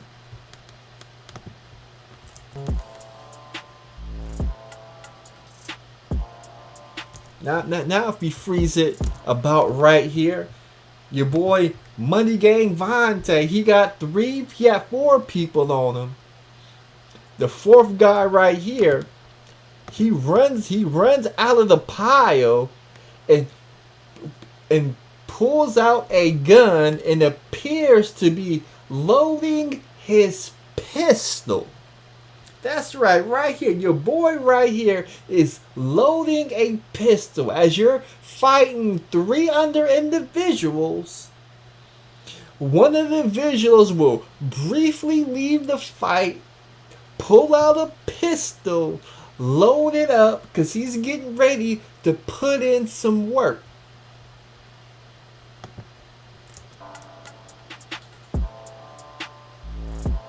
Look at right there. While you on the ground, somebody pulling your leg, your boy is now about to empty the clip on you. Ain't nobody called 911. Ain't nobody trying to stop. Ain't nobody pulled out a weapon to help defend Money Gang Vontae. They left your boy Money Gang Vontae all by himself.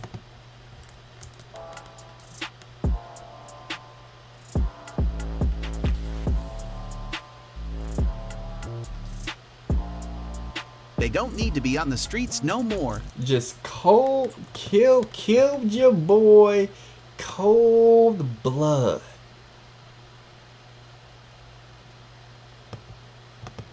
Killed your boy cold blood, just like that. saw that he had a nice chain on, tried to rob him of his chain. I'm not sure if they took the chain or not. Reports say they didn't take the chain, they just took his life. Broad daylight on camera. I don't think the police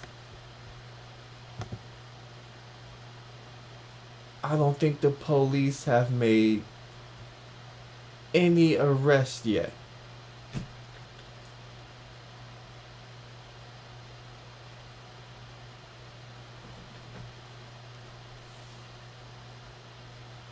But this is what happened in these streets. There was another rapper by the name of Trouble. Went to a girl's house. At the girl's house doing you know what? We assume that there was some sexual activities. Ex-boyfriend had a key or was at the house. Some say he had a key. Some say he kicked the door in. Saw rapper Trouble in there with his girl, ex-girl, whatever it was. Next thing you know, somebody got a hammer on him. Shots rang out. Rapper Trouble is dead. All because he didn't want to use this. He had another female's house in a neighborhood he not familiar with. At the female's house, he got no escape plan if the ops happen to run in on him. Coming through the front door, back door, side window. You gotta have an escape plan at all times. Even when you in your bedroom, you gotta have an escape plan, because you never know when the ops is coming. You always, now since you got no protection from the police, you got no protection from the government, you got no protection from your fellow Americans, you need to assume the ops are always coming now. So you always gotta have a plan. That's just the world we living in. Because if somebody run up on you with that hammer, and they get the dumping and firing clips and emptying the clip, only thing that's gonna happen is somebody gonna make a YouTube video and talk about how you was lacking, how you got caught slipping, how you was off your game, how you was moving wrong.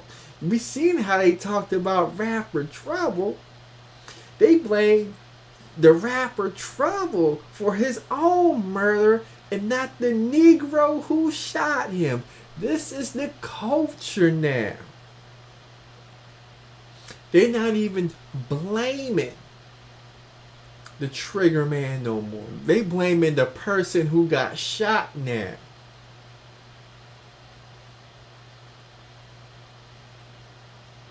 The police not even finding the trigger man.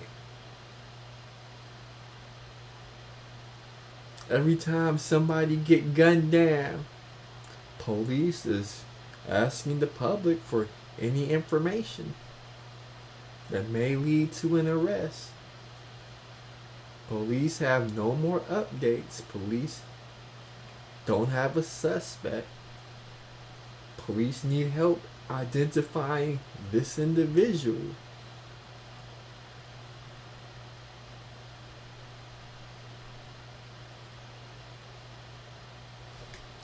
So with that said,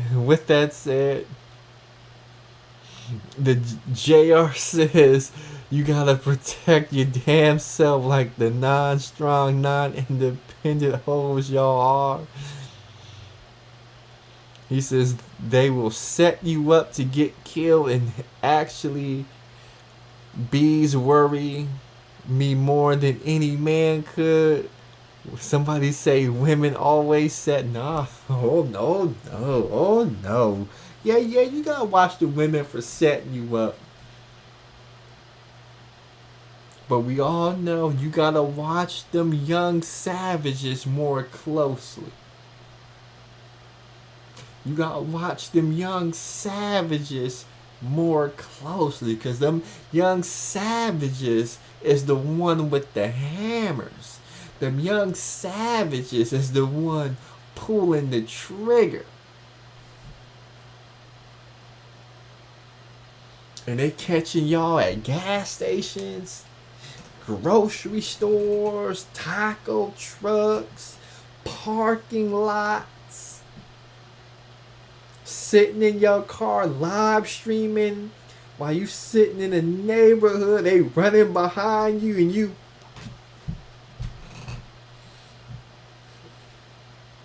by the time you turn around and do this right here, it's already too late. It's too late.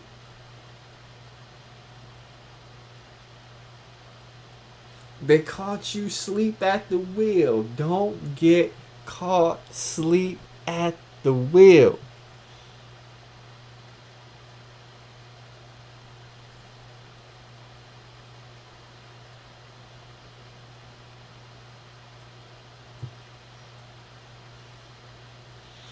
So with that said, it's 1:30. I'm getting ready to close out. Y'all know who it is. It is your boy, the Grandmaster Troll.